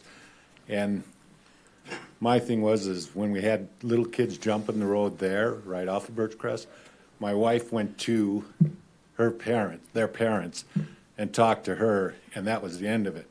Mother took care of it. You know, the kids no longer did that. But then we moved down closer to you, and I have grandkids now that first thing they come to my house is, hey, Papa, when are we going to go out on my side-by-side, you know?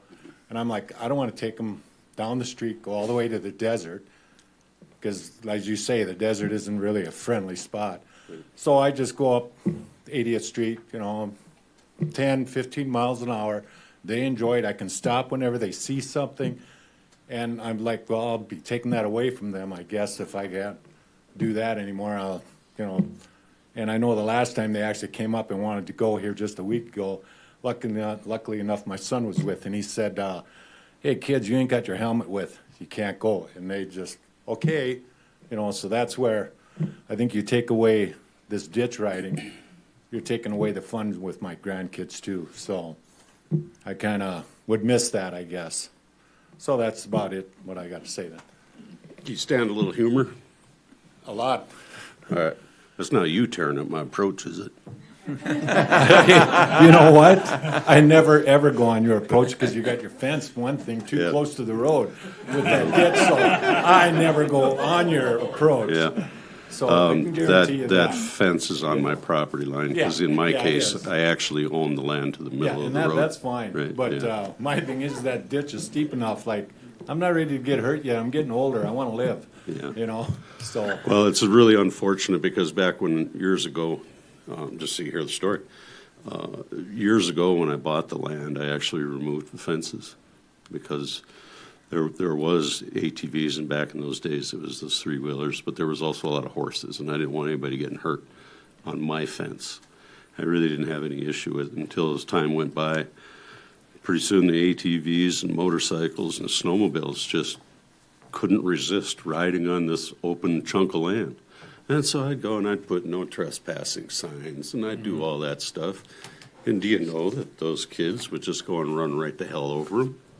And what did you say there? Kids, right?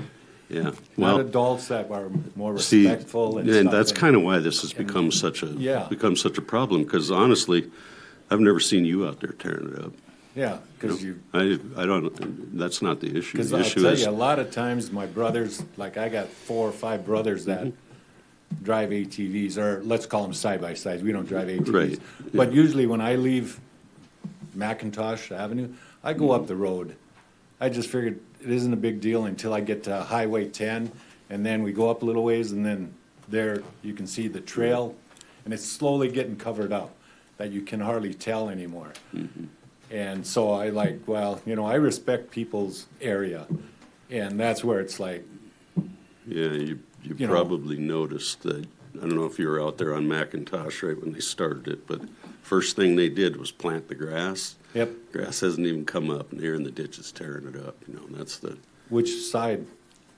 Because it's just not kind of on all the- over the place, and like I say, it was before the houses were in. It was right when it was brand new. Yeah. When I bought a couple of those lots too. Well, we digress here, but Yeah. I didn't think it was you that was tearing up my approach. Yeah, no, I respect your Yeah. fence more. Thank No. you. Yeah.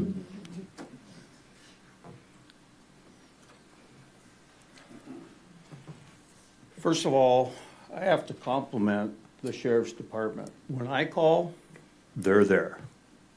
And it doesn't take them very long. Now, either I'm getting lucky that they're in the area, or they just know that that area is a highly traveled area. Second of all, the ditches. We don't own the ditches. We own the property inside of the 4 property pins. Right? Not in my case, but depending on where you're at. Yeah, well, Moonstone. So, we don't have to maintain the ditch. We choose to maintain the ditch. I choose to maintain my ditch because I have a nice yard. I've got 2.3 acres of Kentucky bluegrass, and I got 92 sprinkler heads. And I've got nice trees. So I want my ditch looking nice. Now, my neighbor to the west, he could care less, but that's his choice. I'm more concerned about, right now, I have a culvert that's over 50% closed due to this traffic. And the other thing is, it's our taxes that we have to maintain the pavement. I'm out there all the time picking chunks of pavement up so I can mow my ditch at my choice. And now, I'm also dodging ruts all along the road in the ditch. So I can't mow my ditch straight back and forth, have it nice. I spray it for weeds. I take pride. I want my image looking somewhat nice, the best that I can in the summertime. But when people are complaining about the ditches, yes, it is a right-of-way. It's a property that we choose to take pride in. But my biggest thing is the safety of the people making turns off of 71st or making turns off of High Top, 26th Street, and these kids are out there flying around, and they have no idea that the rules of a road are supposed to be applied when you're driving these vehicles in the ditch. That's how I was brought up. The rules apply. Am I right or wrong? Right? What's that? Yep. Yep. Now, the other suggestion about the numbers being put on motorcycles, there's no way you're gonna see them numbers when they're flying. There's no way. License plates, you're not gonna see them little plates. So, my biggest thing, I've got mixed feelings on it. I'd like to say, throw the ordinance right out there right now and don't even look back. The other thing is, I don't think it's the answer. What is the right answer? If you got 75 people, I bet you're going to get 76 different answers. Okay, thank you. So it's getting to be, what, 8:30? I'll be quick. Oh, no, you can take your time. I was just going to say, let's kind of not be covering old ground, okay? Tell you a quick story. I still, to this day, own a machine that I bought from Dan over here. Been the best machine we ever bought. You shouldn't have sold that thing. Go ahead. I bet I sold it too cheap. Yeah, you did. Maybe I rolled it. No. I don't know. Even if you did, I'm telling you, that's and actually, you see, we own 3 machines. The brand newest one, of course, we bought from Annette, and the other one we bought from I think Action or whatever. But that's the UTV. The one I bought from you is the one I actually ride. You know. And that's because I have a choice, right? Yeah. Okay. Sorry, Kurt. Okay. Not a problem, Chair Bittner, commissioners. So, boy, it's been pretty interesting here. It's been a few years since I attended a meeting with Planning and Zoning Director Flanagan about this topic. And so I've been somewhat neutral on it. However, if every rider out there had parents like the Reese, No problem. and then the other gentleman, wherever he is, okay, right here, this guy back here, I don't think we'd have a problem. Mm-hmm. But unfortunately, there's a problem, and the reason just might be directed all the way back to the direction these kids are being given, because what's lost on society today is the golden rule. I don't even think a lot of young kids probably even know what the hell that means, number one. And number two, how we treat our neighbors. I think that's been lost on society. As long as it's not affecting me,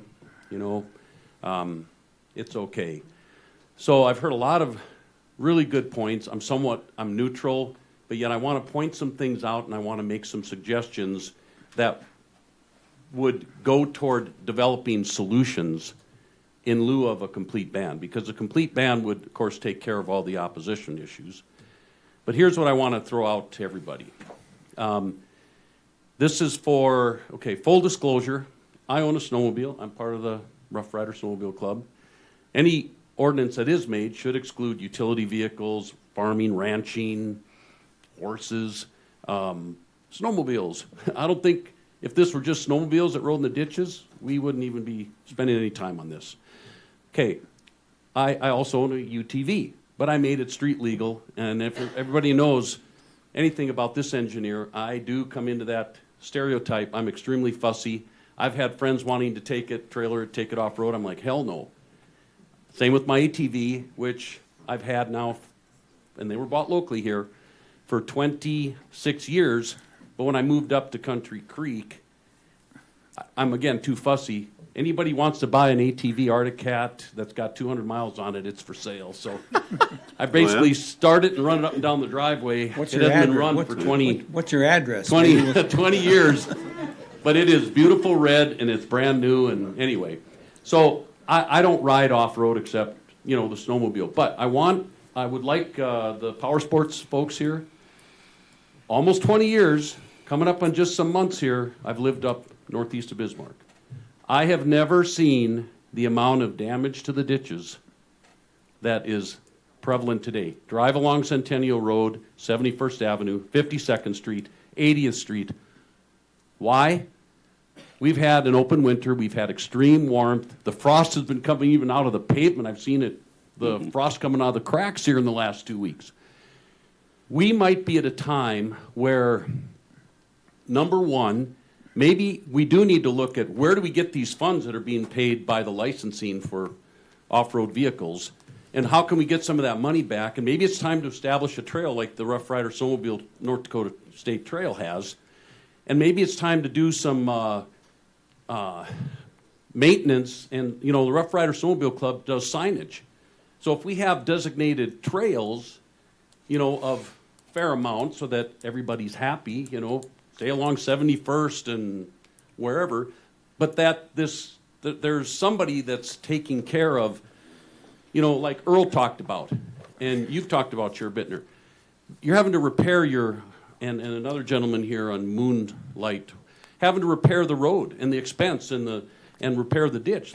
Whose responsibility is it? One thing I want everybody in the county to understand, as an engineer speaking, our ditches are our above-ground storm sewer drainage system, okay?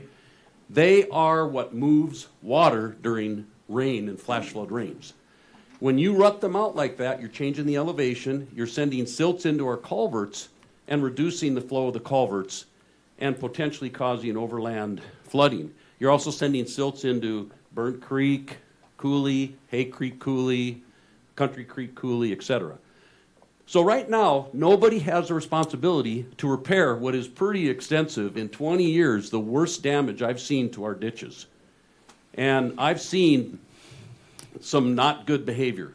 So there needs to maybe be some thought put in by the proponents for solutions on, and working even with the commission, where do we get the money to help property owners do the maintenance so that they're not high centering their lawnmower, and not put it on the county, who's short of staff and potentially funds.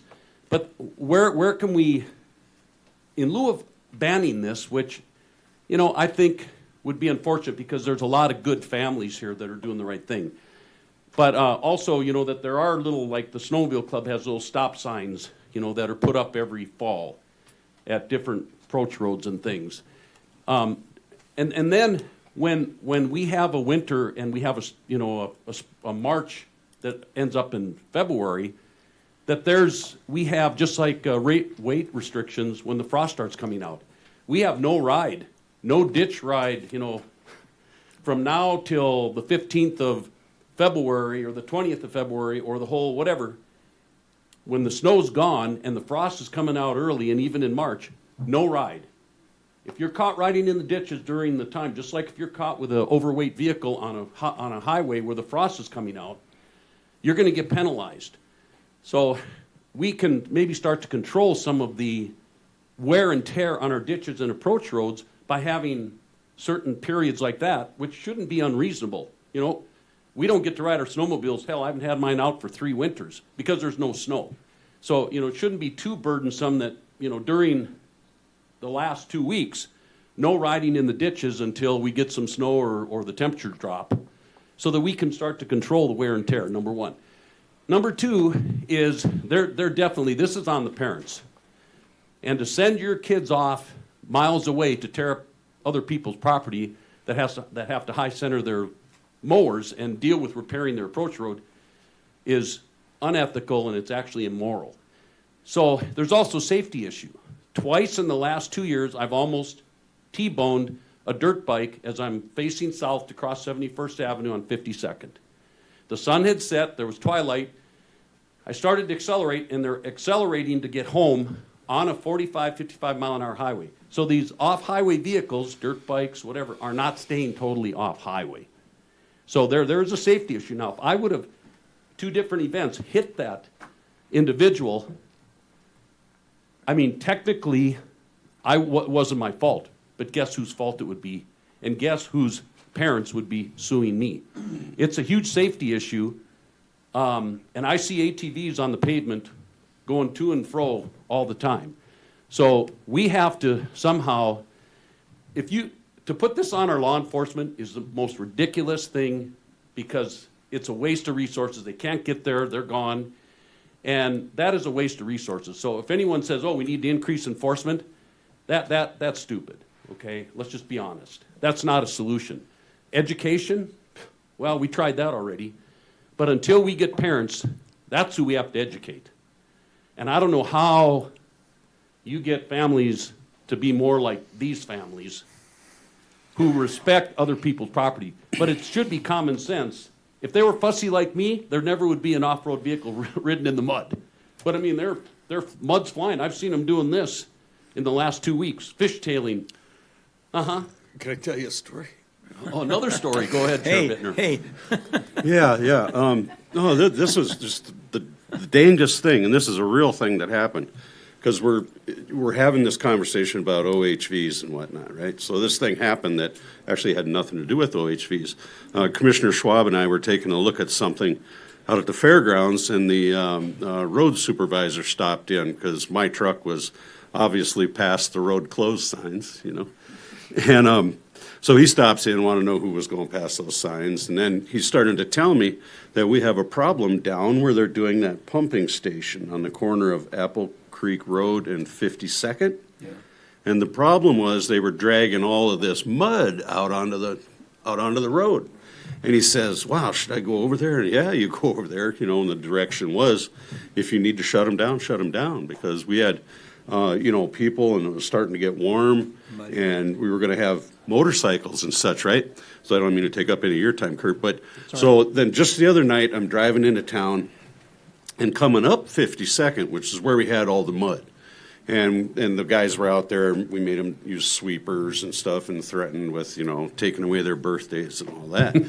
and I get up here, and I'm coming up to 52nd now on Highway 10, and this guy and his lady come out of 52nd right in front of me, and then they were going real slow. And of course, then I get up to him pretty close, and he's doing this thing like what you were talking about, going back and forth on the road. And I worked out,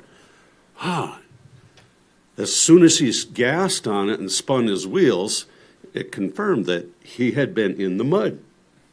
And he was on this motorcycle, and I'm looking at that bike going, that is not a dirt bike. And I know he's not in the ditches, see. And so if he's watching, or if maybe somebody told the story, maybe it's online or anything, that here's the old man cruising up next to him at the stoplight going, "Hey, how'd you get that mud on your wheels?" He goes, "Oh, well, my driveway, I got a dirt mud driveway." Oh, okay. I was just hopeful that he was going to be safe. But, after spinning mud up on my windshield, my concern was that those guys down on 52nd and Apple Creek Road were hauling mud out there again because it was a Sunday and they maybe thought they'd get away with it. So if that story is going around anywhere, it had to do with mud on the road, and we don't so much as want mud on the road because of the hazards to the traveling public, and we do take action and take that real seriously. So I really think one of the solutions may be that, like, for example, the sheriff department post no ditch riding from now, February 1st to February 20th due to unusual warming and no snow.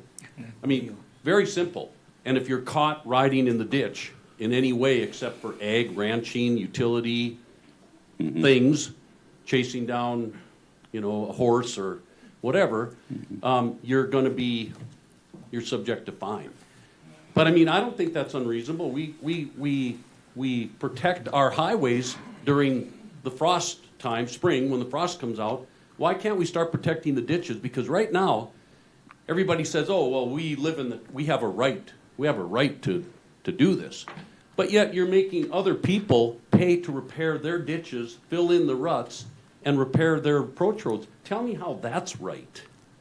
Okay, and not everybody is as diplomatic as Mr. Reese here. But I've heard a lot of stories from neighbors and people, as we've talked about this over the last, probably been 4 years already, that, yes, they've had that experience where they're getting disrespected and flipped off, and then the other lady here talking about all the jumping. Well, then what happens is that they tend to, terrorize that person then. Right. And then so not only did they have the problem to begin with, now they got it tenfold. Yep, and it's happened to the kids neighbors realize of they ours can get just away south with on 52nd. They've Yep. literally been terrorized. Yep. And they did some things with fencing, and guess what? 2 times they came and cut their barbed wire. 2 times. We drove by and it's all curled up, and I mean, this is, yes, Houston, we have a problem, but I think the reason might just go all the way back to, they don't have parents like some of these here. Yeah. So you proponents, and I'd like the motorsports folks, I own from a Harley to ATV to UTV, all of it. I'm obviously a proponent. But go drive around out on Centennial, 80th, 71st, 52nd. Go look at the damage, and I'm telling you, in 20 years, I've never seen it so bad. So all we would have to do is put a restriction during a period of time, and we can minimize, when it's dry out, the damage will be limited. But also, how do we get the funds? This is solutions I'm looking for from all you proponents. How do we get the funds to help pay for this damage and do repair in the spring and whatever, so that it's not on the property owners? Where do we look at like forming a trail for X number of miles, and that are, that there are funds that can go into the maintaining of that trail type of thing. These are the solutions that I think should come out there instead of putting it on the adjacent property owners. Fortunately, no one rides in front of ours because it's culvert, driveway, culvert, no one can. I mean, they'd be hitting a culvert every width of a lot. Thank goodness. But I'm like what I just heard. I'm very fussy. I maintain that ditch. I spray it for weeds, all that. So I would honestly have a problem if I had to go out there and mow and be hitting ruts with my tractor, and then I'd have to pay to have dirt hauled in or go get it myself.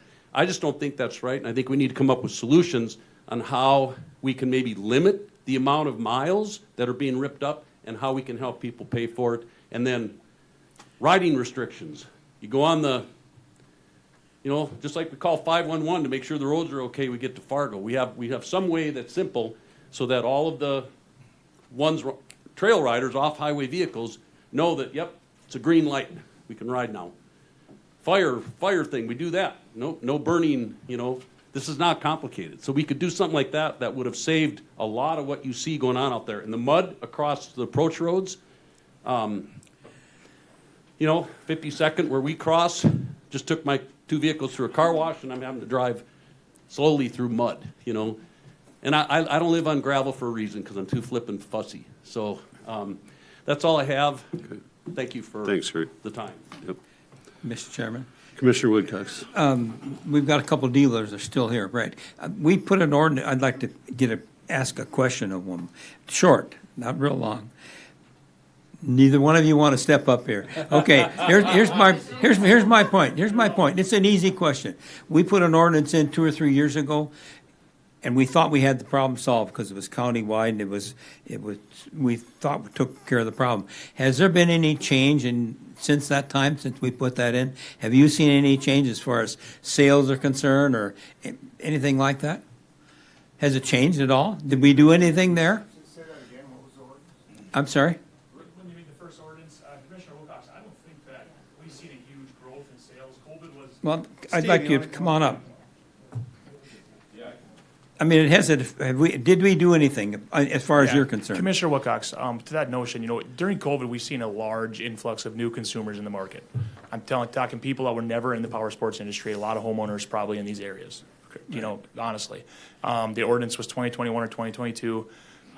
Nothing else has changed in the industry since then, to be honest. But a couple of things like Missouri Valley is for young kids. That's the problem. It's for, like we talked, it's for young kids. People have nowhere to go. They see these trails or in the ditches, and it's legal right now, and that's a place to ride. One thing I would echo is, I know we can't solve a parenting problem. I know that's the problem, and we probably talked about parenting problems in this county for the last 30 years, right? We all have opinions on how people should parent and what they should do, but I do think there is obviously both sides of the table have some really good points, and as dealers, we don't want to be disrespectful to people. We don't want that.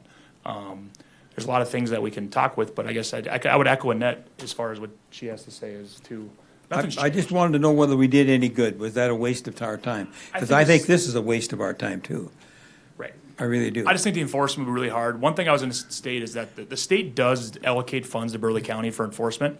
It's not a lot. In 2024 and 2025, they allocated $8,700. It's like 158 hours in overtime that they allotted. Maybe there's avenues that we can get more from the state to allot for more enforcement. I know it's really hard because we're shorthanded, so that's not probably possible. Money doesn't solve problems as far as extra people and time. So that's why I think the enforcement of an ordinance isn't the answer. I think we kind of need to come together and find a common ground, as Kurt talked about. There's a lot of different avenues we could take with this, I think. Yeah. So, and it's really hard for dealers, I think, for us to police this. Maybe there should be more awareness, on a topic. Maybe this will do it. a lot of issues like this. Chairman Bittner, no disrespect, but you talked about how a couple years ago you guys are, over years, you've came to dealers and worked with dealers on this. I'll be honest, and we're in Morton County and Mandan, our dealership is still very important to our business. We sell a lot of units into Burleigh County, but I've never been approached by county, any counties. Morton County don't have any problems for some reason. Yeah, I'll be I honest. don't think you were part of the picture. This is long enough ago. We've been dealing with this a long time. Right, our Okay. family's been a dealer for 32, Yeah. 33 years, Chairman. So I don't know if the other dealers have different experiences, but we've all been longstanding dealers in the community, and there's never been a joint effort of, hey, we need to fix this, or we need to start the topic. We had the ordinance that got passed 3-4 years All ago. right, well, I You tell know, you, maybe Annette can address that because I did work with her. I don't know if you were in it or Tag not. on and make, do it real quick. Sure. Just on behalf of our dealership, we have never, I've been in charge there for over 20 years, and I've never had someone come to our dealership on behalf of the county and or anything to talk about how we can handle this or what we can do, or work together in a group. So, Okay, so it may what have do happened you, at some point, but it has not happened recently, so I think, All I right. think that's where we can start. All right. You may disagree with me, Chairman, but there has. No, been it's not. I anything. don't need to So- disagree with you. There's no problem with Just to that. add to that, Jeremy from Full Throttle Motorsports, had my dealership for 23 years. I've never been approached with it. I was part of Action Sports, worked for his dad prior to that, and I don't recall even at Action Sports. Well, And that maybe- was when maybe they it was were a in, Honda that was when they were in solution. Burleigh County, Action Sports. Maybe it was a Honda solution. Yeah, so, just a little thought. One more thing on the kids, the problem. Of course, I kids. ride Hondas ATVs, so maybe that's why that was. I don't know. One small thing on the problem kids, there's problem kids everywhere. They're at the swimming pool. You don't eliminate the swimming pool. There's always problem kids. If you take the ditches away, they'll find other areas to cause problems. I think you got Sure, I don't think you gave your name, did you? You got a Jeremy Hazenga, sign in. Okay. Annette, did you want to add something? All right. Mr. Chairman. Commissioner Woodcox. Go ahead. Go ahead, Jerry, I can wait. Mine will be more than 30 seconds, so you've Okay. got 30 seconds. Mine's gonna be short. I'm Dan Reese. One thing I can say is, over the years, we've lived out there for 20 years, had plenty of issues ourselves. We do maintain our ditch ourselves. With the ruts, we'll drag them and this and that. But there's been a few kids over the years, other than the ones that I stopped and spoke nice to, that outran me, but I did end up finding their parents, went and talked with them. And so I know where some of this problem's coming from, and I went and talked to their parents. Some have been receptive, and the other ones are pretty much like, give me the bird. But at least I know when these kids are coming through where to go look, and at least if I call the sheriff, I know where to send them. So to me, almost like a community watch out there, which I know it might be a little over and above, but I think we could find some of the bad apples, because obviously with the reports that young man gave and stuff, there's really not that many in Burleigh County, and maybe we could start eliminating some of these guys that are the bad apples. So that's just another thought of the process, maybe try to fix this without taking everybody's rights away. So that's all I got. Could I make a comment to that? How many people, starting with dealerships, do you guys have on Facebook alone that follow your pages? If you did a post or vice versa? Can you come up so it's on? Oh, sorry. We don't know. Kind of going forward with that, the self-policing, our dealerships alone back here, I know I've spoke to Jeremy today, and he, they might have upwards of 2,500 followers or more just on the dealership site, and some of them are individuals that purchase or look for what's up and coming. That also could be motocross events, race events, hare scrambles, etc. But this could be a self-police issue, and like I mentioned before, we have this $300 and something thousand annually. We don't have any signage saying, "Hey, be respectful." Something as simple as a sign in the ditch goes a long ways, guys. You want to keep this right, follow these rules, and lay them out.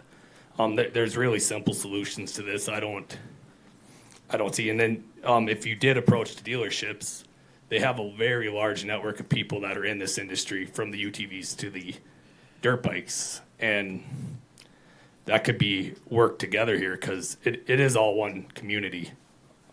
And furthermore, too, just one thing everyone should keep in mind: it's really easy to give your freedom up. It's really hard to get it back. So banning this, I think, is a very slippery slope again, and I'd like to just keep that in everybody's mind going forward.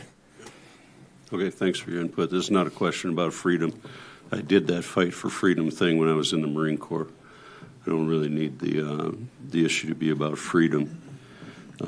One of the things that I think we could do is dealers and user groups need to get together and propose some solutions of their own. And don't give me this, like Annette and I worked on this, education. We'll work with education. Additional signs in the ditch. That's a ridiculous thing to do because they didn't mind driving right over my no trespassing signs. Now, I'm a Burleigh County Commissioner, and if the kid is so bold as to run over the no trespassing signs of a commissioner, do you think he's going to care about any of you? Anybody else's property? I don't think that's a solution. So we need solutions because right now, I think, actually, my opinion at this point, because we have no money to fix that, and when we do fix it, it gets tore up right away again. It's worse than it's ever been, in spite of all of the efforts, all of the chasing them down, anything the law enforcement guys have been doing. You know, at this point, until the user groups and the dealers can come up with some workable solutions, maybe work with North Dakota Parks and Recs. I know that they have trail grant programs available because I've built a lot of those trails. There's options, but it's no longer our problem at this table. It's your problem. And I think it's up to those of you that have the machines and want to continue using them to explain to us, how are we going to fix this? You know, we had a great big fire here not too long ago that was up at that golf course up north. Was that Hawk Tree? Hawk Tree, yeah.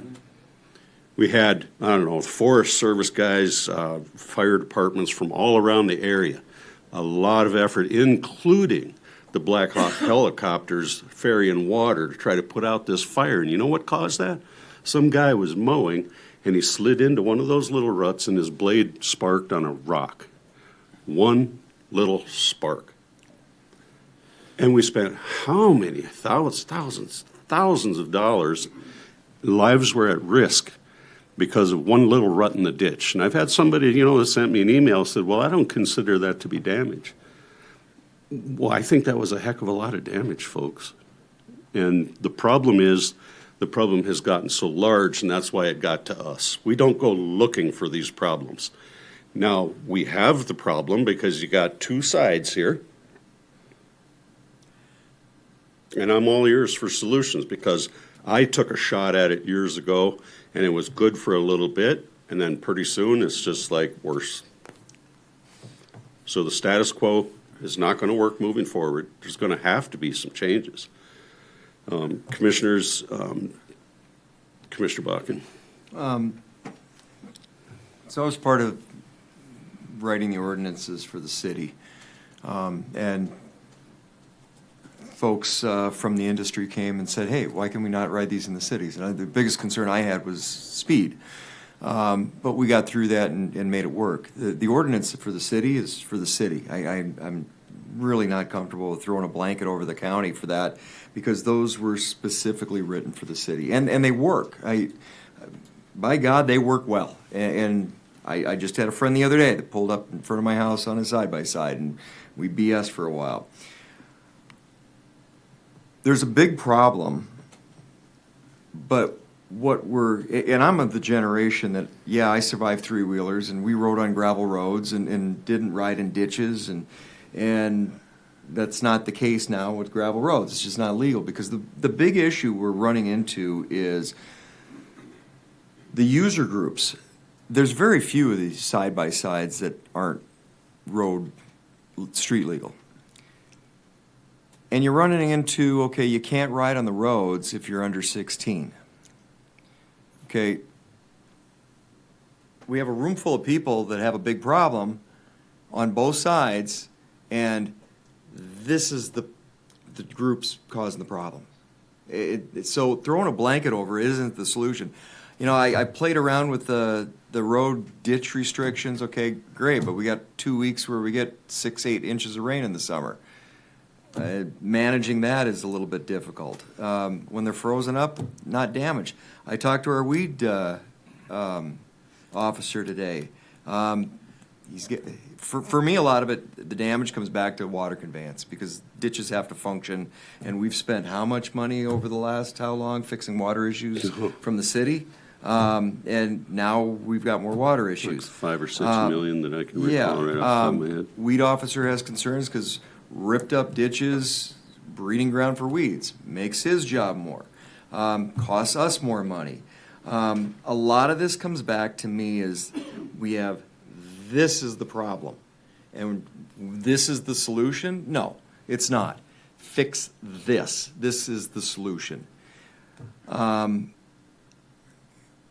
of the things in my homework, it's like the trail groups, and Commissioner Chair Bittner's brought it up a lot too. The money's out there for the trail system. Maybe that's where we need to get the user groups together, get the dealers together, and start looking at where can we identify, with the highway department, where should the trails go?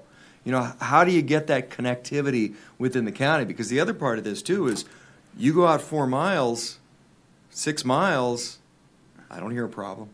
I don't hear a problem in the rest of the county. It's what the former ETA was. That's where it is. That's where most of it lies. So throwing a big blanket over the issue and trying to fix the problem, I don't think is the solution. It's like, here's the problem. So, thanks. Coming back to the user groups and who's using the vehicles and selling the vehicles, it's like a lot of different stakeholders that need to come to the table and discuss how do we fix this. Because the blanket. Place to put $800,000 in Harrisonburg. Yeah. Hey, what can we do with $800,000? Commissioner Woodcox, you wanted to add something? I really agree with you. I think it's a small number of people that are doing it. Yeah. And I disagree with you in that I think this is an enforcement issue. It's not a blanket solution. It's an enforcement issue, and I don't know how we're going to handle that. Whether I know we visited with the sheriff off and on for 2 or 3 or 4 years, and unfortunately, it's very difficult to enforce. But that's the only way we're going to get these kids to quit. I mean, you got to catch them in the act. Whether we create a silent service that sits out there and with a gun and checks speed limits. I don't know how we're going to do it, but I think it's more of a I can tell you how we do it. Well, if that's what we need to do, I think that's where we need to head. Well, I think this unfortunately, Commissioner, go ahead and finish. I was going to say,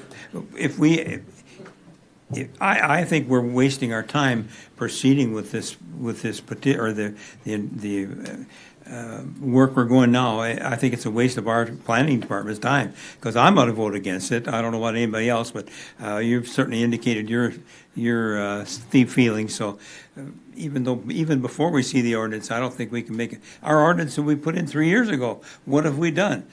We still can't enforce that. And we're going to make it more restrictive, and we're trying to make it more difficult to enforce. That isn't the solution at all. Well, I notice you don't have a solution, Commissioner Munson. Well, and I don't know if I have the solution either, but I do agree that if there is an opportunity to get dealers, users, and the state together to create trails that are very specific to that's where they can travel, that's about the only option I can find that is a solution. I do agree that banning them doesn't help our sheriff's department at all. They can find some of these kids, but by the time they get there, they're gone.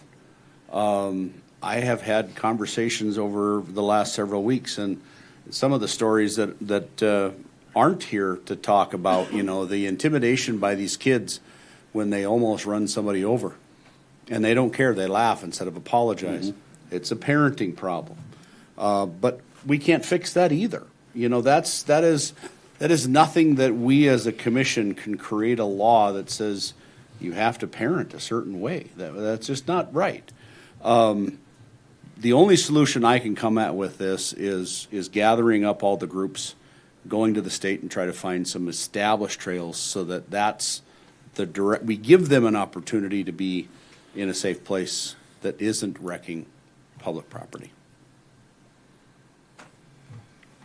Chair Bittner? Go ahead, Kurt. Commissioner, are there any rules whatsoever to riding in our ditches? No, not, Okay. exhibition driving really is about the only, So if there is a state trail ever formed. it's not gonna There matter. will be rules and regulations, and I can guarantee you, if there's a group paying for maintenance of that trail, we have, easy way to find out if we can run our, we have bonfires a lot, and with the dry summers we have, I always check to see if there's a burn ban on. Yep. This is not complicated.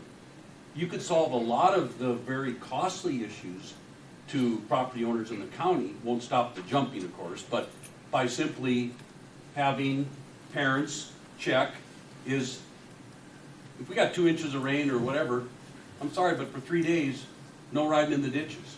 Yeah. You could simply have the ordinance say, you have to check if there's bans for those days, and that leaves a lot of days out of a year to ride.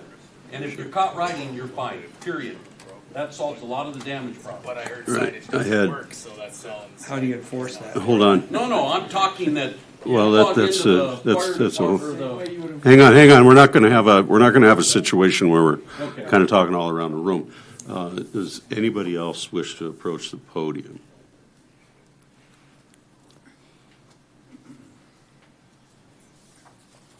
Commissioners, Myron Anton. I have, we've been riding for like 25 years plus. My kids grew up doing this stuff, right? And when you're 14, you can go online and get your 14-year-old permit to ride ATV. And then there, it tells you if there's water in the ditch, go through it. Don't go around it because you're going to ruin the vegetation. Okay, so, but normally when we're doing this stuff, if there's water, I take them on the road. But then, I believe according to Burleigh County, it's illegal. Even though our four-wheelers we have, they're street legal. We can go to South Dakota, Wyoming, all that stuff. They have horns, windshield, mirrors. I don't know why we can't drive them in Burleigh County. I don't know why. Why is that any different than a motorcycle? And then. Street legal? Yeah. That's what he said, they're street legal. We can ride them in Burleigh County. And you can drive them. You can ride them on the highways? Yeah. Or not the highways, but on the paved roads? Sure you can. Yeah. In the county. Oh, of age. In the county, but you can't be on Highway 83 or you can't be on the interstate. Okay, well, that's good then. Jurisdiction. That's great. Side by sides, you can. Four-wheelers and dirt bikes? Yes, I thought four-wheelers, Okay. this is an ATV. We're not. we're Okay, but spinning now, our wheels. if we could actually, why can't we drive a street legal ATV on a paved road like 80th? That would keep people out of the ditch. I drive on 80th all the time. I don't know So just, where you got that idea. Yeah. I'm talking ATV, a little four-wheeler. I drive my ATV on the road. Okay. It's licensed, it's got the lights, it's got, No, a 14-year-old can't because it's Yeah. rules of the road. You have to have 16. Driver's license. yeah, I may have been 8. okay, all right. Okay, and I just thought, one last thing I wanted to, I'm sorry, did I Okay. cut her off? One of the worst things I think would do for like that guy in by Evergreen is putting stop signs going up an approach, because once you stop, you have like an 80 horsepower engine trying to go uphill, you're going to start spinning and tearing, that making more damage than doing that, so. Yeah, I appreciate that. Okay, anybody else? Don't be shy, it's already getting late. Commissioner Schwab's got it. Commissioner Schwab. I want to make a comment here. This problem is not ever going to be solved until Kurt and this crowd goes out, gets the hoverboard going. The hoverboard? That's right. Back to the future? Back to the future. All right. Thanks Because- for sharing that little, that fit with us. Thank you, folks. I really appreciate everybody's input and whatnot. You know, we weren't going to have this long, drawn-out conversation, but I think it's important that we did. And I appreciate everybody. Thank you for letting us do that. Yeah, you're welcome. I don't think, I don't want to see any additional action on this tonight. I think I would like to see us put it on the agenda for the next meeting again and see if in the meantime we don't get any kind of meaningful input. You know, I have gotten emails and phone calls that have talked about the law enforcement, and they've talked about the education, and they've talked about signs and all that. But I think we've tried all that, and at this point, pretty much everything what we've done up to this point has failed. I think we can all agree with that. And so I think between now and the next meeting, at least, we need to think about it some more and maybe get some people together that can work on solutions. Because really, if we could go down the road, and I have suggested this to another number of people, that if you pursue with a bona fide group and getting the funding through the state of North Dakota and getting the things built and commit to maintaining them and doing it the right way, that may be a solution. Because status quo, doing like it's been, is not the answer. Okay, so I think we can all agree on that. So, Well, and that's a great opportunity too for the highway department and the parks department when it gets going is, you know, go out and address some of the locations where there should be some trails in conjunction with some of the user groups. I mean, that's a solution. Well, yeah, that's what I'm talking about. You know, at least having the conversation. I can tell you, I would probably fall over if anybody walked up and said they were volunteering to help fix anything. Not one person has volunteered to help fix anything. I would, but I can't walk. I'd say the same thing. I would, but I got 80% disability Chairman? myself. But Commissioner Woodcock. Quick 30 seconds. The two townships that are really the problem are Hay Creek and, what is it, Gibbs? Is that it? Gibbs? They both have, and speaking monetarily, they both have money. They do. They take care of their roads and they have good tax base. Why can't we approach them as far as putting money towards a solution? They take care of their roads. Well, I just heard today that those townships are having significant money trouble. Well, I see the balance of Hay Creek and I see the balance of Gibbs, and I don't think they're in trouble. I don't know about Apple Creek. Well, I don't know. I was just talking to a township supervisor. Maybe they knew more than, maybe they didn't know. Maybe it's a different township. I don't know. Yeah. I'd be willing to talk to the chairman of Apple Creek Township, see if they got a little extra help out with it. Okay, Right ahead. like I said, I don't think we're gonna take any action. We'll have an agenda item for the next meeting. And we'll go from there, and I want to thank you all again for taking the time to, Can we visit? you know, Yeah. hang in there. four. Anything else for the Commissioner Schwab? I have two things. Make sure that if you have older people, they get their $1,600 tax refund in by April 4th. Second, is any commissioner going to go to Carrington? I for was this gonna meeting? ask that question. Huh? For the Garrison diversion. I'm not going. We're done with I'm the not public grabbing hearing. it. I think it's a foregone conclusion myself. I don't think there's gonna be any issues that we're gonna make a difference on. Rob? Thank you. Good night. Are we adjourned? We are adjourned.